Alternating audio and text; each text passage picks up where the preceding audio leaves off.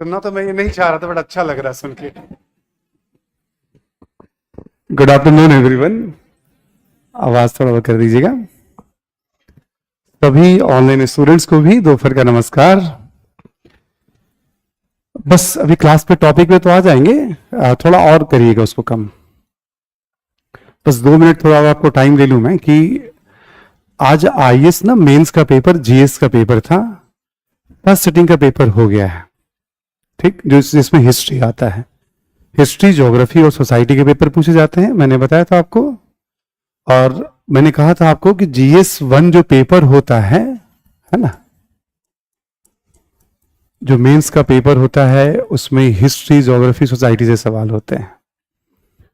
और हमने ये भी बताया था कि हिस्ट्री वाले सेक्शन में 6 या 7 प्रश्न पूछे जाते हैं। थोड़ा बहुत भी याद हो आपको, 2-3 दिन पहले ही बताया मैंने आपको, है ना। 6 या 7 प्रश्न पूछे जाते हैं। और ये सेक्शन आपके हो सकते हैं कल्चर वाले सेक्शन से, मॉडर्न वाले सेक्शन से और वर्ल्ड हिस्ट्री से हो सकते हैं। मैंने एक ऐसी जानकारी आपको प्रोवाइड की थी समझाने के लिए, चूंकि पढ़ाना शुरू कर दिया हमने। एंशिएंट हिस्ट्री को लेके मैंने आपको ये बताया था, प्राचीन भारत को लेकर के, ठीक है, कि देखो प्रारंभिक परीक्षा में इस समय जो ट्रेंड चल रहा है वो 6-7 प्रश्न, केवल इससे सबसे ज्यादा प्रश्न पूछे जा रहे हैं। और मैंने कहा था मुख्य परीक्षा में कम से कम 1 प्रश्न तो पूछ ही लिए जाते हैं, ठीक। बट साथ में हमने ये भी समझाया था, देखो यूपीएससी है ना, सिलेबस जैसा वो जहां चाहे वहां से पूछ सकती है। अभी जो 6 प्रश्न पूछे गए हैं अभी 2024 के मेंस में, इस 6 प्रश्न में से 3 प्रश्न जो हैं आपके एंशिएंट हिस्ट्री से पूछ लिए गए हैं 10 टॉपिक से। अभी थोड़ी देर पहले जो पेपर चल रहा है, सेकंड सिटिंग का पेपर हो रहा है। मैंने आपको क्या कहा था, अब पूछो कि किससे सबसे ज्यादा सवाल पूछा, एंशिएंट, मिडिवल, मॉडर्न, वर्ल्ड, तो सबसे ज्यादा सवाल एंशिएंट से पूछा गया इस बार। हमने आपको एक बात बताई थी ना कि सिलेबस जैसे वैसे पढ़ते जाइए ना, गेस मत करिए कि यूपीएससी किससे क्या पूछेगी। एक सुझाव मैंने दिया था ना आपको, पहली बार ऐसा हुआ है कि एंशिएंट से मेंस में भी सर्वाधिक प्रश्न पूछ लिए। अभी जस्ट बातचीत शुरू किया था। दूसरी बात मैंने आपको कहा था कि देखो हिस्ट्री में ऐसा है कि यदि आप क्लास नोट से चीजें पकड़ में नहीं आएंगी तो फिर आप कोई नहीं लिखने वाला हिंदुस्तान में, ठीक। 6 प्रश्न पूछे गए हैं, सभी के सभी प्रश्न क्लास नोट से हैं। इस बार थोड़े आसान प्रश्न भी हैं, वैसे डिफिकल्ट भी होते तो फर्क नहीं पड़ता। यूपीएससी में आसान कुछ भी नहीं होता है, ठीक है, आसान कुछ भी नहीं होता यूपीएससी में। सभी के सभी प्रश्न, कोई भी स्टूडेंट यदि मेरा पूरा क्लास कभी भी किया हो ना, एंशिएंट, मिडिवल, मॉडर्न, वर्ल्ड, ठीक है, तो उसको दिख जाएंगे किसी भी पेपर में। उसका रूल क्या हमने बताया था आपको कि मैं किसी भी टॉपिक में अनावश्यक विस्तार में नहीं जाता हूं। जैसे मैं पाषाण काल पढ़ा रहा हूं, 10 दिन पढ़ा सकता हूं, 12 दिन पढ़ा सकता हूं, 15 दिन, 20 दिन। ये आपकी श्रद्धा भक्ति के ऊपर है कि आप कितना पढ़ना चाहते हैं। मेरे पास तो बहुत सारे ऐसे सोर्स है ना, मतलब जिसको हमने अध्ययन किया हुआ है, ठीक है। इंपॉर्टेंट क्या है, हमें एग्जाम के लिए क्या पढ़ना है। अभी यही क्लास यदि हमारी बीच में होती, जैसे मान लो आपका कोई पॉलिटी, ज्योग्राफी, इकोनॉमी कुछ उसके बाद मैं पढ़ाने आता, तो अब तक ये खत्म होकर हड़प्पा में आधा कर चुके होते हैं।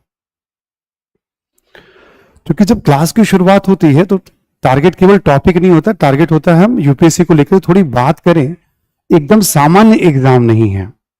सपोज जैसे भी पेपर आया, मैंने फिर दोबारा आपके सामने बोर्ड पे रख दिया, देखो हम लोग इस तरह की बात करें तो हमने कहा था कि आप पढ़ना सब है हमें। जब आप इस बात को समझोगे, देखोगे, ठीक है ना, जो 10 टॉपिक मैंने लिखाए हैं उससे 3 प्रश्न पूछे गए हैं। मैं क्या, तो हिस्ट्री का वो टॉपिक है, कोई भी जानता है कि 10 टॉपिक है, पढ़ना है हमें।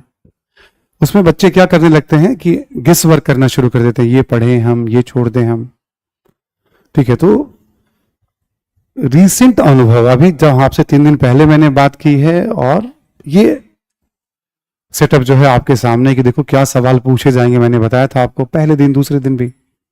और अभी क्वेश्चन आ गया। वैसे पूछोगे मेंस में सर्वाधिक सवाल किस सेक्शन से पूछे गए इस बार, तो इतिहास से पूछे गए, हिस्ट्री से पूछे गए, एंशिएंट हिस्ट्री से पूछे गए। अब ये एक संयोग है, क्लास की शुरुआत एंशिएंट हिस्ट्री से हो रही है। ऐसा नहीं कि यूपीएससी ने मुझसे पूछना है, उसके हाथ में, वो कभी भी मिडिवल से भी पूछ सकती है, मॉडर्न से भी पूछ सकती है। हिस्ट्री में समस्या कहाँ आती है कि हम एक टॉपिक में हम सीमा समझ नहीं पाते कि कहाँ रुके। जब आप पढ़ते पढ़ते समझेंगे ना, मेरी मतलब बहुत सारे लोग मेरी क्लास क्यों फॉलो करते हैं जीएस में, क्योंकि मैं उसको एक दायरे में बांध के चलता हूं, दायरा क्रॉस नहीं करने देता हूं अनावश्यक। और मैं अच्छी तरह से समझता हूं सिलेक्शन में सभी विषयों का योगदान है, केवल इतिहास का योगदान नहीं है। बट इतिहास और करंट अफेयर्स को यदि आप ठीक से नहीं समझेंगे तो ये दोनों आपका समय इतना ले लेगा, इतना कंज्यूम कर लेगा। करंट अफेयर्स का भी वही नेचर है और हिस्ट्री का भी वही नेचर है, क्योंकि कहीं भी जानकारी कम नहीं होती, दोनों में इतनी जानकारी है। तो वो थोड़ा जो हम लोग का अनुभव होता है, सिलेबस होता है, क्वेश्चन पैटर्न के एक आइडियाज हैं, और जीएस में क्यों पढ़ना चाहिए हमें, किस तरह के सवाल पूछे जा सकते हैं, जो पढ़ते पढ़ते लगातार सोचते समझते उन सब अनुभवों के कारण एक डिजाइन करते हैं हम लोग कि नहीं हमें इतना पढ़ना है। यदि ये क्लास हमारी बीच में होती तो अब तक हड़प्पा सभ्यता भी हम आधा कंप्लीट कर चुके होते या कंप्लीट करने की स्थिति में, क्योंकि मैं आता और टॉपिक पे बात शुरू कर देता। समझ में आ रही बात? अब आपको सीखना है ना, लर्न करना है। और क्लास में आए तो फिर एक बार अब आ गए यहां पे तो फिर हमें बहुत कुछ लर्न करना है, समझना है। जो टीचर स्टार्ट करे उसकी जिम्मेदारी बनती है कि वो आपसे बातचीत करे, आपको बताए, ठीक है। एकदम फास्ट फॉरवर्ड वाला बटन ना दबा दे कि हाँ भाई ये खत्म ये खत्म ये खत्म। अभी तो फ्रेम बन रहा है आपका कि यूपीएससी में क्या कैसे होता है। सहयोग ऐसा था कि मेंस चल रहा है अभी, कल निबंध का भी पेपर था और बहुत प्रैक्टिकल निबंध है। निबंध के बारे में बस मैं इतना कहूंगा आपको कि सामान्य अध्ययन पे आपकी जितनी अच्छी समझ बनेगी, जितनी अच्छी समझ बनेगी, और क्या होता है कि चीजों को थोड़ा ऑब्जर्व करने की भी क्षमता होती है ना, चीजों को थोड़ा ऑब्जर्व करने की भी क्षमता होती है, वो सब भी डेवलप होगा आपका। आपको थोड़ा भी उसके लिए वरीड नहीं होना है ना, वो सब भी अच्छा खासा डेवलप हो जाएगा। सामान्य अध्ययन पे जितनी अच्छी पकड़ होगी, फिर एक धर्मेंद्र सर क्लास लेंगे निबंध के, इतना बढ़िया एक आउटलाइन बना देंगे आपको कि निबंध कैसे लिखते हैं। बस अपने अनुभव और जानकारी का इस्तेमाल करना है। बहुत लोगों को बचपन से आदत होती है थोड़ा बहुत लिखने की, तो लिखते रहते हैं, वो अच्छी बात है, नहीं भी तो कोई बात नहीं। तो एक जगह है कि कहां पढ़ना चाहिए हमें निबंध, ठीक। तो सामान्य अध्ययन पे पकड़ बन जाए तो आप निबंध ऑटोमेटिक कम से कम एक दो विषय भी, कई बार तो बीच में भी पढ़ा दिए जाते हैं, बट सामान्य अध्ययन की समझ की बड़ी भूमिका है उसमें, ठीक है। तो जब सर आपको बताएंगे तो बताएंगे आपको, ठीक है। ऑप्शनल को लेकर हम लोगों ने बात की ही थी, जिनको 25 में देना है उनके पास समय बहुत कम है, वो अपना बेस्ट मैनेज करें, जो करना है उनको, हम लोगों ने बात कर ली थी पहले दिन। बट जिनको 26 में देना है वो बस ये ध्यान रख लें कि अब थोड़ा टाइम है उनके पास ऑप्शनल के लिए, अभी वो रुक सकते हैं, क्योंकि कम से कम 2-3 विषयों को, जैसे मान लो एंशिएंट को ही एक सब्जेक्ट हमने मान लिया, इसके बाद कोई एक सब्जेक्ट मान लो मैं पढ़ाऊं या कोई और टीचर पढ़ाए जो इनका भी क्लास लग जाए।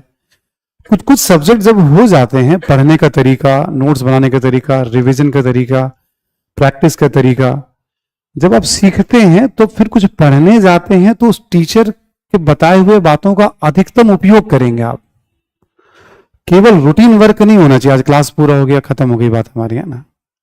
ऑप्शनल भी 500 नंबर का होता है ना, तो कम से कम मेरा मानना है कि 2-3 विषयों में, एंशिएंट है या ज्योग्राफी का कोई सेक्शन है, पॉलिटी का कुछ हिस्सा हो जाए या इकोनॉमी, थोड़ा वैरायटी ऑफ समझ जब बनती है ना, तब आप और पढ़ते हैं तो फिर आप लर्न ज्यादा करेंगे आप। बट फिर भी स्टूडेंट टू स्टूडेंट वेरी करता है। बहुत सारे स्टूडेंट ऐसे होते हैं क्लास में जो इनफ मैच्योर होते हैं, चीजों को समझ रहे होते हैं, वो हैंडल कर सकते हैं। बट मैं जब इस तरह की बात करता हूं तो अब सामान्यतः जो बच्चा एकदम स्टार्ट कर रहा है उसको ध्यान में रख के करता हूं, बस शुरू ही कर रहा है क ख ग घ। जैसे किसी को लगता है कि नहीं मुझे ABCD बहुत कुछ हमें आता है, तो वो भी सुन ले तो फायदा ही करेगा, हैं तो बच्चे ही वो भी, ठीक है। चीजें स्पीड अप हो जाती हैं, स्पीड रहेंगे तो। अब क्या, जैसे मान लो कोई टॉपिक हम कंप्लीट करेंगे, हमने कहा जरा 2 टॉपिक मैं करा दूं, पाषाण काल, हड़प्पा सभ्यता, फिर मैं आपसे क्वेश्चन आंसर के बारे में बात करूंगा। और जिस जिस टॉपिक से जो सवाल यूपीएससी में पूछे गए हैं, टॉपिक कंप्लीट होगा तो हम उसका डिस्कशन भी साथ साथ, देखो हम पढ़ते हैं तो क्वेश्चन आए तो कैसे उसको हम प्लान करते हैं। जैसे अभी इस बार 3 पूछा गया, तीनों को डिस्कशन हो जाएगा क्लास के साथ साथ, पहले भी जो पूछे गए हैं। ऑलमोस्ट हर एक टॉपिक पे टारगेट होता है, यदि क्वेश्चन पूछा गया तो कम से कम 2 क्वेश्चन डिस्कशन मेंस का जरूर करा दें बच्चों को, ताकि ये पता चले हम जो पढ़ रहे हैं उसे राइटिंग में कैसे कन्वर्ट करना है। ठीक, आगे बढ़ते हैं हम लोग। तो ये ध्यान रहेगा ना, क्या बोला मैंने, यूपीएससी का आप प्रेडिक्ट नहीं करिएगा, पूरा सिलेबस कवर करना, जो मैंने बोला आपको यहां पे। नंबर 1, इस बार मेंस में सबसे ज्यादा प्रश्न एंशिएंट हिस्ट्री वाले सेक्शन से पूछ लिए गए। ठीक है, तो ये अपने आप में देखो एक, अब बहुत लोग मान के चलेंगे नहीं मॉडर्न से ही सारे सवाल आएंगे, इससे ही सारे सवाल आएंगे, तो फिर सवाल सभी सेक्शन से पूछे गए हैं। चलिए आगे बढ़ते हैं हम लोग पूरा पाषाण काल और मध्य पाषाण काल बहुत रिलैक्स वे में कंप्लीट कर चुके हैं, उसमें कुछ भी बहुत सिर नहीं कर पाया। हर एक काल में 3 चीजें हमें पढ़नी है, भौगोलिक वितरण, जीवन यापन का तरीका और उपकरण। ठीक, रीडिंग के बारे में भी मैंने बता दिया आपको। ठीक है, कई बार बच्चों को लगता है कि कुछ अलग से जो नोट्स होते हैं वो कुछ क्रांतिकारी होते हैं, जो क्लास लेक्चर होता है, ठीक है, या कोई किताब सजेस्ट किया जाता है। यहां थोड़ा डिफरेंट होगा मेरी क्लास में। हिंदुस्तान के सारे नोट्स आप जमा कर लीजिए, जेरोक्स की दुकानों पे मिल जाते हैं, आप जाके पढ़ते रहिए, आप सारी किताबें।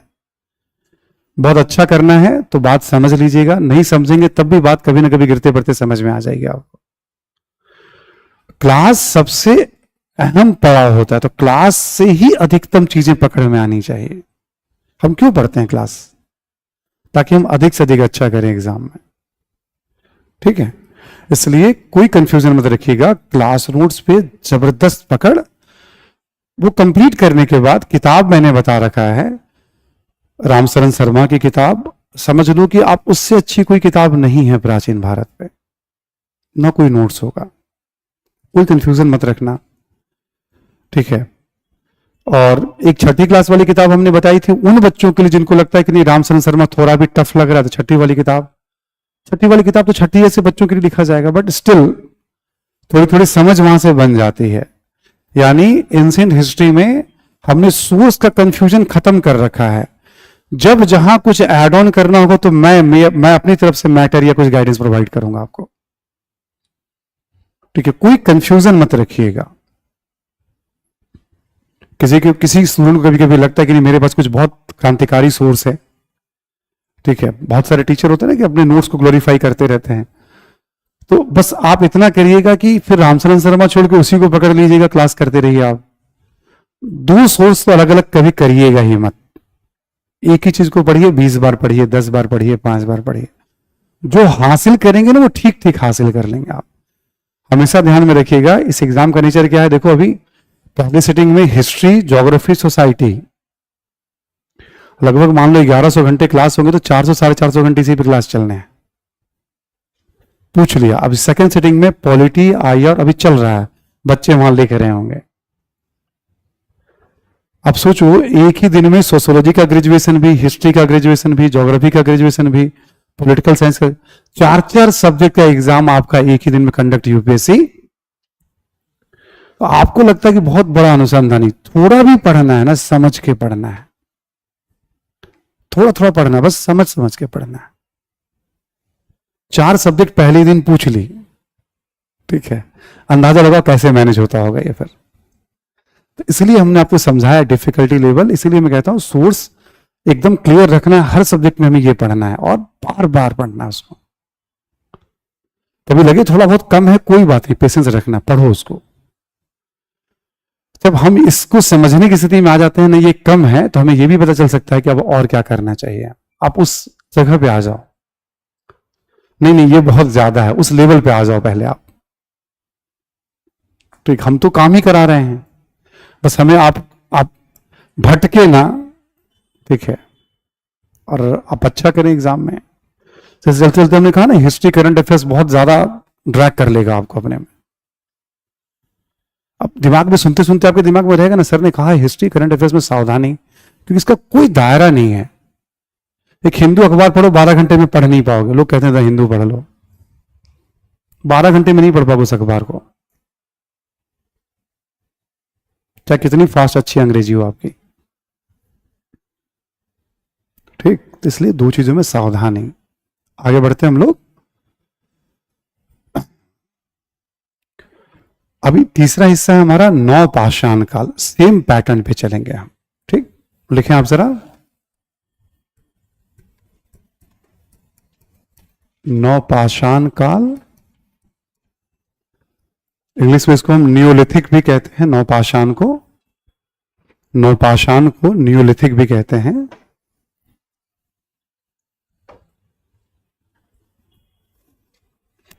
ऐसे ये जो काल है एक तरह से माना जाता है 7000 BC से लेकर मतलब 2000 या कभी कभी 1500 BC भी लिख लेंगे आप, 2000 या 1500 ईसा पूर्व। ये डेट अलग अलग क्यों होते हमने बता दिया, अनुसंधान नए नए होते रहते हैं, इसलिए डेट पे कभी कोई सवाल नहीं पूछा गया है। बस एक समझ रहती है बनी कि पुराना ये है, बीच वाला ये है, बाद वाला ये है। ठीक है, 7000 BC से 2000 या 1500 BC ईसा पूर्व। ठीक, हम आते हैं भौगोलिक वितरण की बात कर रहे हैं। इसमें कहां कहां से हमें एविडेंस मिलता है। उत्तर पश्चिम भारत या पाकिस्तान में एक बहुत फेमस जगह है मेहरगढ़।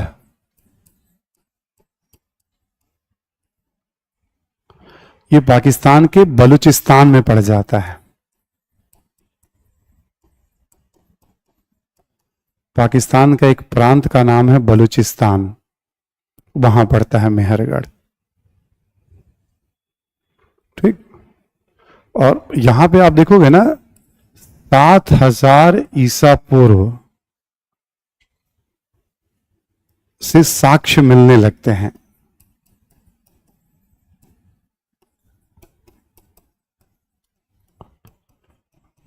लोगों के नवपाषाण काल के प्रमाण मिलने लगते हैं। ठीक, मेहरगढ़ से क्या क्या मिला है, मतलब कुछ बातों को हम ध्यान रखेंगे। वैसे बता दें आपको, देखो नवपाषाण काल जाना जाता है कृषि के लिए, नियमित खेती के लिए, नियमित पशुपालन के लिए, नियमित बर्तन के लिए, पहियों का ज्ञान है। और जो बस्ती बसेगी अब पहले की तुलना में लंबे समय तक वहां लोग, कि जहां खेती और पशुपालन होगा वहां लोग टिक करके, नवपाषाण काल का मतलब ये है, इस तरह से नवपाषाण काल को जाना जाता है। तो इसी तरह के साक्ष्य हमें मिलेंगे। पूरे भारत, पाकिस्तान, बांग्लादेश को मिला करके इतिहासकारों ने 6 यूनिट बनाया है। पूरे नवपाषाण कालीन स्थलों को 6 जोन में बांटा है। इतने बड़े इतिहासकार हैं। एक उत्तर पश्चिम का जोन सबसे पुराना जोन है, 7000 ईसा पूर्व से साक्ष्य मिलते हैं। मेहरगढ़ उसमें सबसे प्राचीनतम है, जहां से सारे साक्ष्य मिल रहे हैं। क्या क्या यहां से मिलता है मेहरगढ़ से, आप देखेंगे। आप एक तो लिख लेंगे आप, जैसे गेहूं, जौ, कपास इत्यादि के कृषि के साक्ष्य।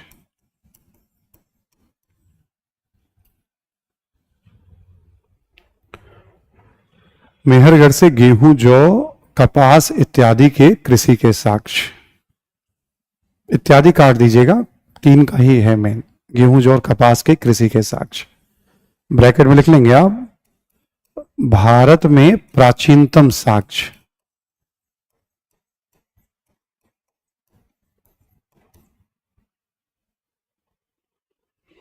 भारत में प्राचीनतम साक्ष्य। जैसे भारत में खेती का सबसे प्राचीनतम प्रमाण कहां से मिलता है, तो मेहरगढ़ से। किन फसलों के प्रमाण मिलते हैं, तो गेहूं, जौ, कपास के प्रमाण मिलते हैं पूरे भारत में। कभी कभी इसके अपवाद भी आते हैं अखबारों में, मैगजीन में, जैसे यूपी में एक लहुरा देव है, ऐसे करके ना कुछ कुछ अपवाद आते हैं, वो मैं समझा दूंगा अपवाद क्या है, कैसे पढ़ना है। ठीक, एक तो हो गया मेहरगढ़ की खास बात।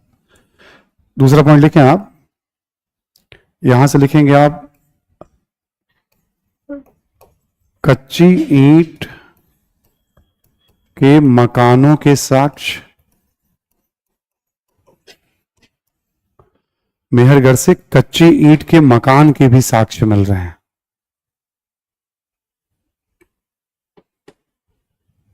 ठीक है, और एक पॉइंट लिखेंगे आप कि व्यक्ति को बकरी के साथ दफनाने का साक्ष्य भी है। व्यक्ति को बकरी के साथ दफनाने का साक्ष्य भी है। हड्डियों से पहचान की जाती है ना, जानवरों की हड्डियों से। बकरी के साथ दफनाने का साक्ष्य भी है। ठीक है, हम लोग कल बात कर रहे थे जैसे कुत्ता, भेड़, बकरी, ये सब माना जाता है सबसे पहले इन सबको पालतू। कल तो अचानक से कुछ थोड़ा सा यहाँ पे इलेक्ट्रिकल इशू वगैरह थे सब। कल बड़े पैमाने पे ना यहाँ पे वो इलेक्ट्रिकल वर्क चल रहा था, पूरा सब चेंज किया जा रहा था कंपनी के द्वारा। टाटा पावर लिमिटेड है ना पूरा कंप्लीट, तो सामने वाला ही जो था उसमें ही पूरा लाइट वाइट का, उसी समय 11 बजे से जो लाइट गई, फिर शाम 5-6 बजे लाइट। ठीक है, एक दिन पहले इन्फॉर्म किया था बट ध्यान था नहीं, लगा कि इतने लंबे समय तक लाइट नहीं जाएगी, इसलिए अचानक क्लास कल कैंसिल, सारे क्लासेस कैंसिल हो गए थे, है ना। अब आपसे पूछा जैसे बकरी को साथ दफनाने का साक्ष्य मिल रहा है, ठीक है, कच्ची ईंटों के मकान, तो भाई मेहरगढ़ से हमें ये सब साक्ष्य मिल रहे हैं नवपाषाण काल में। कुछ जरूरी के इंफॉर्मेशन भी है, ये सब बदलाव को भी रिफ्लेक्ट करते हैं। अब जैसे ये वाला सवाल 2-3 बार यूपीएससी में पूछ चुका है, अलग अलग 10 साल 15 साल के गैप पे। प्रायः किसी भी एग्जाम में पूछ लेता है कृषि का प्राचीनतम साक्ष्य कहां से मिलता है, तो मेहरगढ़ से, है ना। तो एक हो गया आपका उत्तर पश्चिम भारत, 7000 ईसा पूर्व से साक्ष्य मिलने लगते हैं। दूसरा लिखें आप, ये तो हो गया आपका पहला भौगोलिक वितरण में। दूसरा लिखें आप विंध्य क्षेत्र,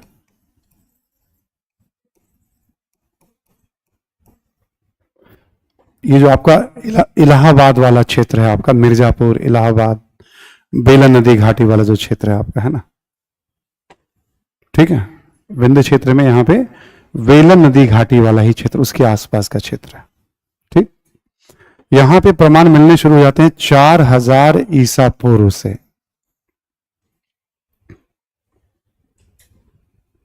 देखो, एक हिस्से में खेती का साक्ष्य मिल रहा है 7000 साल पहले, तो एक जगह मिल रहा है 4000 ईसा पूर्व साल, कहीं पे 2500 पहले, ऐसे करके देश के अलग अलग हिस्सों में अलग अलग समय नवपाषाण काल आया।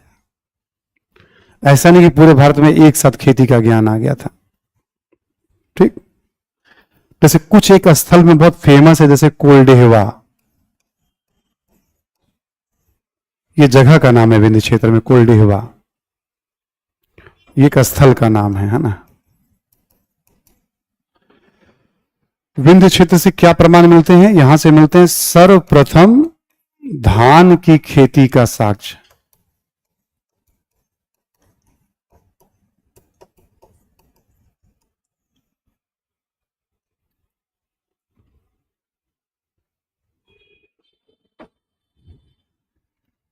ठीक है, धान की खेती का साक्ष्य सबसे पहले यहीं से मिल रहा है ना। देखो, आज हम लोग चावल, गेहूं, जौ जो भी खाते हैं, रूटीन वर्क है हमारा, हम थोड़ी सोचते हैं। उस समय के लिए क्रांति है, बहुत बड़ी बात है, लोगों को ज्ञान हुआ, और यही परंपरा पीढ़ी दर पीढ़ी चली आ रही है आज भी। ठीक, तो दूसरा हो गया विंध्य क्षेत्र आपका। आगे बढ़ते हम लोग, तीसरा लिखें आप भौगोलिक वितरण में, लिखें आप मध्य गंगा घाटी।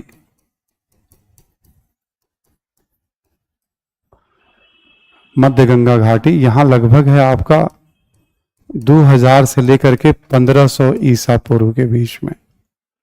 कुछ प्रमुख स्थल हैं यहां पे, जैसे चिरांद, सेनुवार, चिरांद, सेनुवार, और भी है, नरहन है, ताराडी है, ऐसे करके बहुत सारे स्थल हैं। ये दोनों स्थल पड़ जाते हैं बिहार में। चिरांद पड़ता है छपरा या सारण डिस्ट्रिक्ट में, है ना। सेनुवार पड़ता है सासाराम जो है आपका। ठीक है, चिरांद क्यों जाना जाता है इस समय नवपाषाण काल में, आप देखोगे तो यहां पे हड्डियों के औजार के कारण, हड्डियों के औजार या उपकरण बड़ी संख्या में प्राप्त हुए हैं।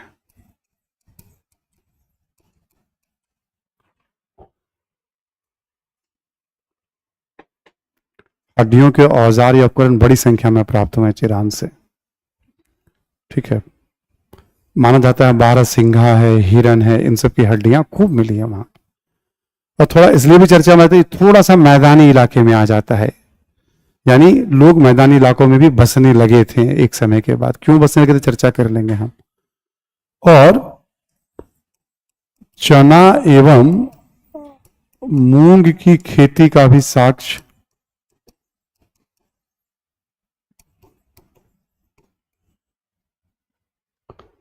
चना एवं मूंग की खेती का भी साक्ष्य बिहार के अलग अलग स्थलों से मिलता है, सेनवार से भी, ताराडीव से भी, है ना।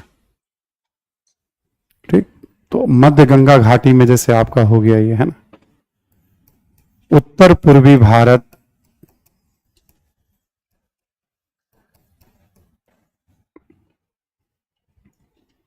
नॉर्थ ईस्ट, है ना। यहां पर भी आप देखोगे 2000 ईसा पूर्व के बाद ही है, 2000 से 1500 1200 ईसा पूर्व तक भी यहां साक्ष्य मिलते हैं। ठीक है, 2000 ईसा पूर्व से रख लो मोटे तौर पे 1500 ईसा पूर्व। यहां पे दो जगह है, देवजाली हार्डिंग, एक जगह का नाम है देवजाली हार्डिंग और एक जगह का नाम है सारा तारू।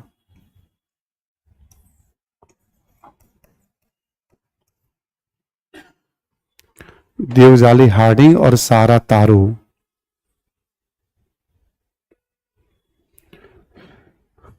इसमें कुछ नाम वो मैं जरूर ले लेता हूं जो एनसीईआरटी वगैरह के मैप पे दिए हुए हैं।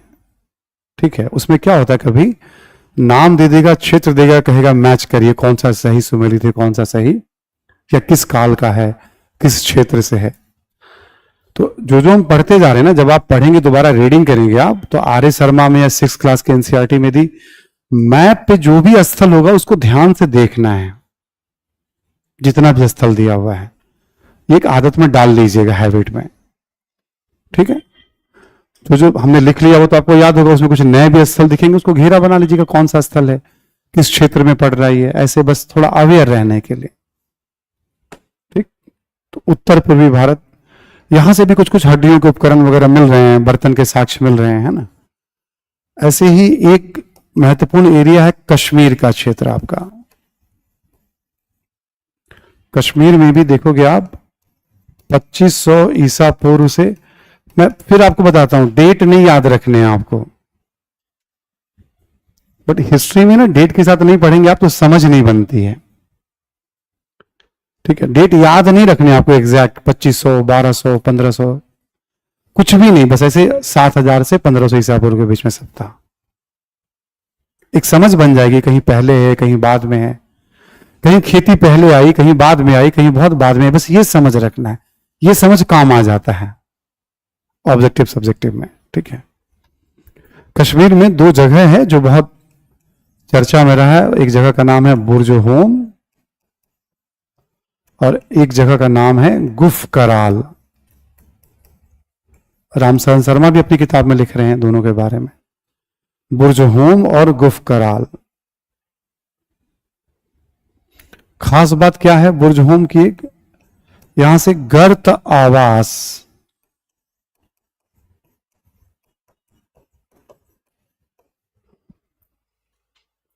गर्त आवास यानी धरती में गड्ढा खोद कर लोग रहते थे, मतलब इसको पिट ड्वेलिंग या गर्त आवास कहते हैं। ठीक, गड्ढा खोद कर लोग रहते थे।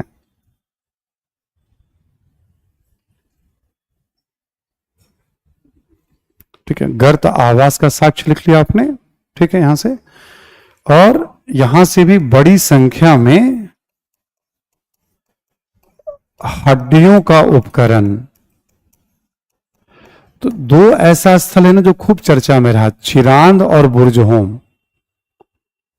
पत्थर से ज्यादा आपको यहां पे हड्डियों के उपकरण मिलेंगे, जानवरों के हड्डियों के उपकरण होते थे। ठीक है, हड्डियों के उपकरण बड़ी संख्या में मिलते हैं। और बुर्ज होम के बारे में एक और पॉइंट जो बहुत चर्चा में होता है, मानव के साथ एक कुत्ते को दफनाने का साक्ष्य मिलता है। मानव के साथ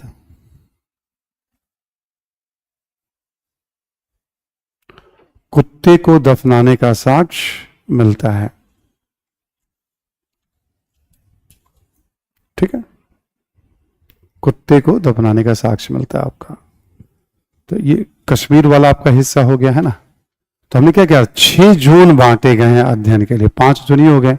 एक दक्षिण भारत को ही पूरा एक जोन बना दिया गया 6ठे नंबर पे। ठीक, लिखिए आप दक्षिण भारत। दक्षिण भारत में कर्नाटक, बहुत सारे स्थल हैं कर्नाटक में, मैप में देखेंगे ना आप, भरे पड़े हैं स्थल कर्नाटक में। ठीक है, अच्छा क्लास की स्पीड ज्यादा तो नहीं है ना एकदम, जैसे जब मैं लिखाता हूं, ये मैं बेसिकली अपने ऑनलाइन बच्चों के लिए भी पूछ रहा हूं, दूर बैठे हुए हैं, तो जो लोग मुझे देख रहे हो, मतलब आप सब लोग ठीक से सुन लेते हैं, लिख लेते हैं आराम से ना। ठीक है, कभी आपको लगे तेज है स्पीड तो आप बताइएगा, ऑनलाइन वाले बच्चों और तो बहुत सुन नहीं पाऊंगा मैं क्लास के बीच में, आपको लगे कभी। वैसे स्पीड रखनी है तेज, ये तो पढ़ाने के लिए है। 3 घंटे में यूपीएससी कहती है कि आप 4000 शब्द में उत्तर लिखें। कान खोल के सुनिएगा, 3 घंटे में कितने शब्द की अपेक्षा होती है? 4000 वर्ड्स। जीएस के एक पेपर में 20 प्रश्न पूछे, जैसे अभी पूछा गया 20 प्रश्न पूछा गया, यदि 20 प्रश्न का आपको उत्तर बता दिया जाए, आप उसको याद कर लें, तब भी आप 4000 शब्द शायद नहीं लिख पाएंगे। ठीक, तो मैं अभी आगे, हमने कहा ना राइटिंग के बारे में, बहुत जल्दी जब हड़प्पा कंप्लीट करूं बहुत कुछ बताने वाला हूं, क्या क्या सीखना है, कैसे कैसे करना है आपको। ठीक है, सारे क्वेश्चंस के आंसर भी दे दिए जाए तब भी आप 4000 शब्द, आपको भी अंदाजा नहीं होगा कि आप 3 घंटे में कितना लिख सकते हैं। किसी को है क्या, कितने वर्ड्स लिख सकते हैं? वो ऑब्वियस है ना, स्टार्ट कर रहे हैं हम लोग, तो आगे बताने वाला हूं मैं कैसे आप शब्दों का क्या खेल है, कैसे मेंटेन करें, बट स्पीड चाहिए होगा। दक्षिण भारत यहां भी माना जाता है 2500 से 1500 ईसा पूर्व। ठीक है, यहां पे कर्नाटक में बहुत ज्यादा जगहों का उल्लेख मिलता है यहां पे, जैसे ब्रह्मगिरी, मस्की, ठीक है, हल्लूर, बहुत सारा है और भी, पिकली हल, ठीक है, संगन कल्लू है, टी नरसीपुर, ऐसे करके ना बहुत सारे स्थल हैं, इत्यादि करके छोड़ दीजिएगा आप। अच्छा, सारे नाम लिखे हुए हैं आर एस शर्मा की किताब में, है ना, और भी नाम है। अब एक ही किताब पढ़ने से क्या होता है, 2-4 बातें और बढ़ती रहती हैं। अच्छा चलो, ये दिया हुआ है उसमें, संगन कल्लू इत्यादि। ठीक, अब कर्नाटक की जब हम लोग बात करते हैं तो इसमें कुछ इंफॉर्मेशन इसमें ऐड कर लेंगे। जैसे पिकली हल से क्या है, हमें राख के टीले का साक्ष्य,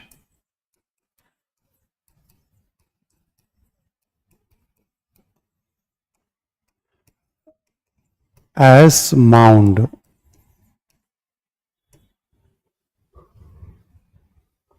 ये बड़ा इंटरेस्टिंग है। नौपाषाण काल के जितने भी स्थल मिले हैं ना, बाकी कहीं से राख का टीला नहीं मिला है। दक्षिण भारत में बहुत जगह से मिला, उसमें एक पिकली हल है। ठीक है, तो राख का टीला क्यों? क्या कोई त्योहार के समय या कोई और उत्सव था, या जानवरों को एक जगह बांधा जाता था, गोबर को इकट्ठा किया जाता होगा, जला दिया जाता होगा। हम जिस दौर के बारे में पढ़ रहे हैं उस दौर का कोई लिखित साक्ष्य नहीं है। आइए, हम जिस दौर के बारे में पढ़ रहे हैं उस दौर का कोई भी लिखित साक्ष्य, तो हमने शुरू में बता दिया आपको, जब लिखित साक्ष्य नहीं होता तो क्या होता है, साक्ष्य को देख करके जो विद्वान होते हैं अनुमान लगाते हैं क्या क्या होता होगा। ठीक, जैसे हो गया आपको, है ना। फिर ऐसे ही देखेंगे आप कि रागी, ज्वार, बाजरा के खेती के साक्ष्य अलग अलग स्थलों से, रागी, ज्वार, बाजरा की खेती के साक्ष्य अलग अलग स्थलों से। ठीक है, हमने उत्तर पूर्व में देखो कुछ भी नहीं लिखा है आपको, बर्तन के साक्ष्य कुछ मिले हैं वहां से, है ना, ये सब उतना इंपॉर्टेंट नहीं है, बस जगह, इसलिए उसमें कुछ अलग से मेंशन नहीं कराया है ना। तो राख के टीले के साक्ष, राखी ज्वार बाजरा इत्यादि के साक्ष। अब आप देखोगे कहीं पे गेहूं जौ मिल रहा है, कहीं पे धान मिल रहा है, कहीं पे चना मूंग मिल रहा है, कहीं पे राखी मतलब रागी ज्वार बाजरा मिल रहा है। इससे ये समझिएगा कि भारत में भी ना कृषि के अलग अलग केंद्र हैं। लोगों ने ऑब्जर्व किया, फिर उन फसलों की, जंगली फसलों से ही खेती का विकास हुआ है। जंगलों में लोग देखते होंगे, ऑब्जर्व करते होंगे और प्रयोग भी किया होगा खा पी करके, भाई कोई सफल रहा, कुछ में मृत्यु हो गई होगी, कुछ में समस्या आ गई होगी, जो जैसा रहा होगा। फिर ऑब्जर्व करते करते उसमें जो अच्छा लगा उसको लेकर के वो खेती हजारों साल की प्रक्रिया का परिणाम है। तो कहीं चना मूंग है, कहीं रागी है, तो कहीं धान है। तो अलग अलग क्षेत्रों में अलग अलग तरीके से, ऐसा नहीं हुआ कि दुनिया में या भारत में एक जगह खेती हुई और फिर वहीं से पूरे हिस्से में ज्ञान गया, ऐसा नहीं है। पहले ऐसा ही माना जाता था कि एक जगह खेती शुरू हुई तो ज्ञान जाएगा कैसे। तो धीरे धीरे बाद में शोध में चेंज हुआ और फिर ये माना गया कि नहीं, इवन एक एक देश के अंदर भी कृषि के अलग अलग सेंटर थे। हाँ, आसपास के इलाकों में ज्ञान, जब संपर्क बढ़ने लगता है तो ज्ञान का दायरा भी, आदान प्रदान भी बढ़ जाता है। तो कर्नाटक बहुत चर्चा में रहता है, बहुत सारे स्थल हैं, पुरातात्विक स्थल कहते हैं इसको हम। ये सारे जो स्थल है ना, इसको हम आर्कियोलॉजिकल साइट कहते हैं। अध्ययन करने वाले आर्कियोलॉजिस्ट कहलाते हैं, है ना, जो अध्ययन करते हैं। इस पूरे विज्ञान को हम आर्कियोलॉजी कहते हैं। हमने बताया था पुरातत्व या पुरातत्व विज्ञान, पुरातत्वविद, इसको पूरा स्थल, पुरातात्विक स्थल, आर्कियोलॉजिकल साइट्स, ऐसे करके वर्ड हम लोग यूज करते हैं। ठीक है। ऐसे ही आंध्र प्रदेश में भी कुछ स्थल का नाम मिलता है, लिख लें आप। जैसे एक है उतनूर, फलवाय इत्यादि। उतनूर, फलवाय इत्यादि। देखो जितने भी स्थल है ना, वहां से रहने की जगह, बर्तन के साक्ष्य, जानवरों के हड्डियों के साक्ष्य, सभी जगह से मिलने हैं। क्योंकि ये नवपाषाण काल का लक्षण है। कहीं कहीं कुछ ज्यादा या यूनिक है तो उसको मैं लिखाता रहता हूं, कॉमन बात है मिलना। ऐसे ही तमिलनाडु का एक जगह उल्लेख किया गया है आर्य शर्मा वाली किताब में, उसका नाम है पायमपल्ली। पायमपल्ली भी लिखा रहता है या पायमपल्ली भी।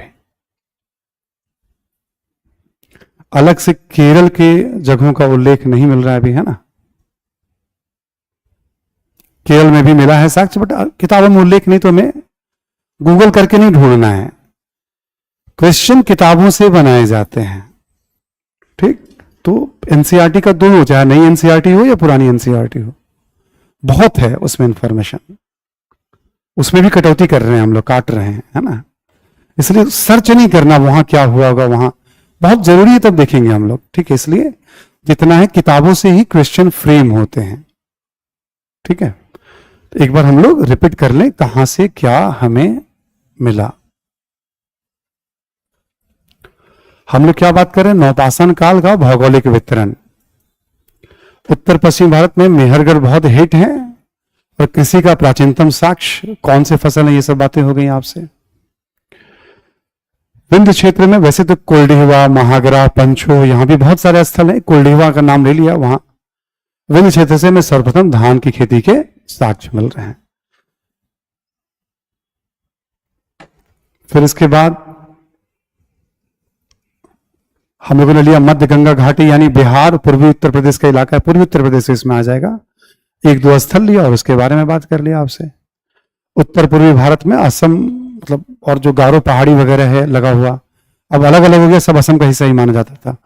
देवजाली, हार्डिंग, सारातारू, यहां से भी रहने की जगह, जानवरों की हड्डियां, मिट्टी के बर्तन, ये सब जो कॉमन चीजें मिलती है तो हम उसको मेंशन नहीं करते हैं। कुछ थोड़ा हटके मिल रहा है जो डिफरेंस को बता रहा है, उसको मेंशन करते हैं। जैसे ऑप्शनल में क्या होगा कि दक्षिण भारत और उत्तर पश्चिम व्यापार संस्कृति में क्या समानता और अंतर। ऑप्शनल क्या करता है कि ऐसे लेकर के, चूंकि आपको पढ़ना होता है ना ऑप्शनल, तो वो जानकारी बढ़ जाती है वहां पे।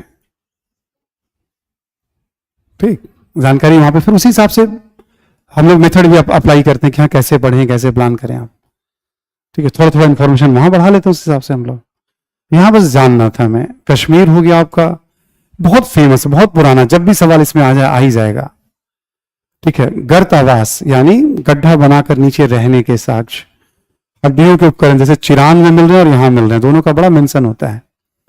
मानव को कुत्तों के साथ दफनाने का साक्ष्य, ऐसा देखा गया चीन में जो नौपाषाण है ना, वहां नॉर्मल फीचर है ये। चीन में नौपाषाण मानव को कुत्ते के साथ दफनाने का साक्ष्य। तो कुछ लोग कहते हैं कि हो सकता है कश्मीर और चीन के नौपाषाण के लोगों के बीच कभी संपर्क हुआ हो और इस तरह की चीजें डेवलप, अनुमान होता है।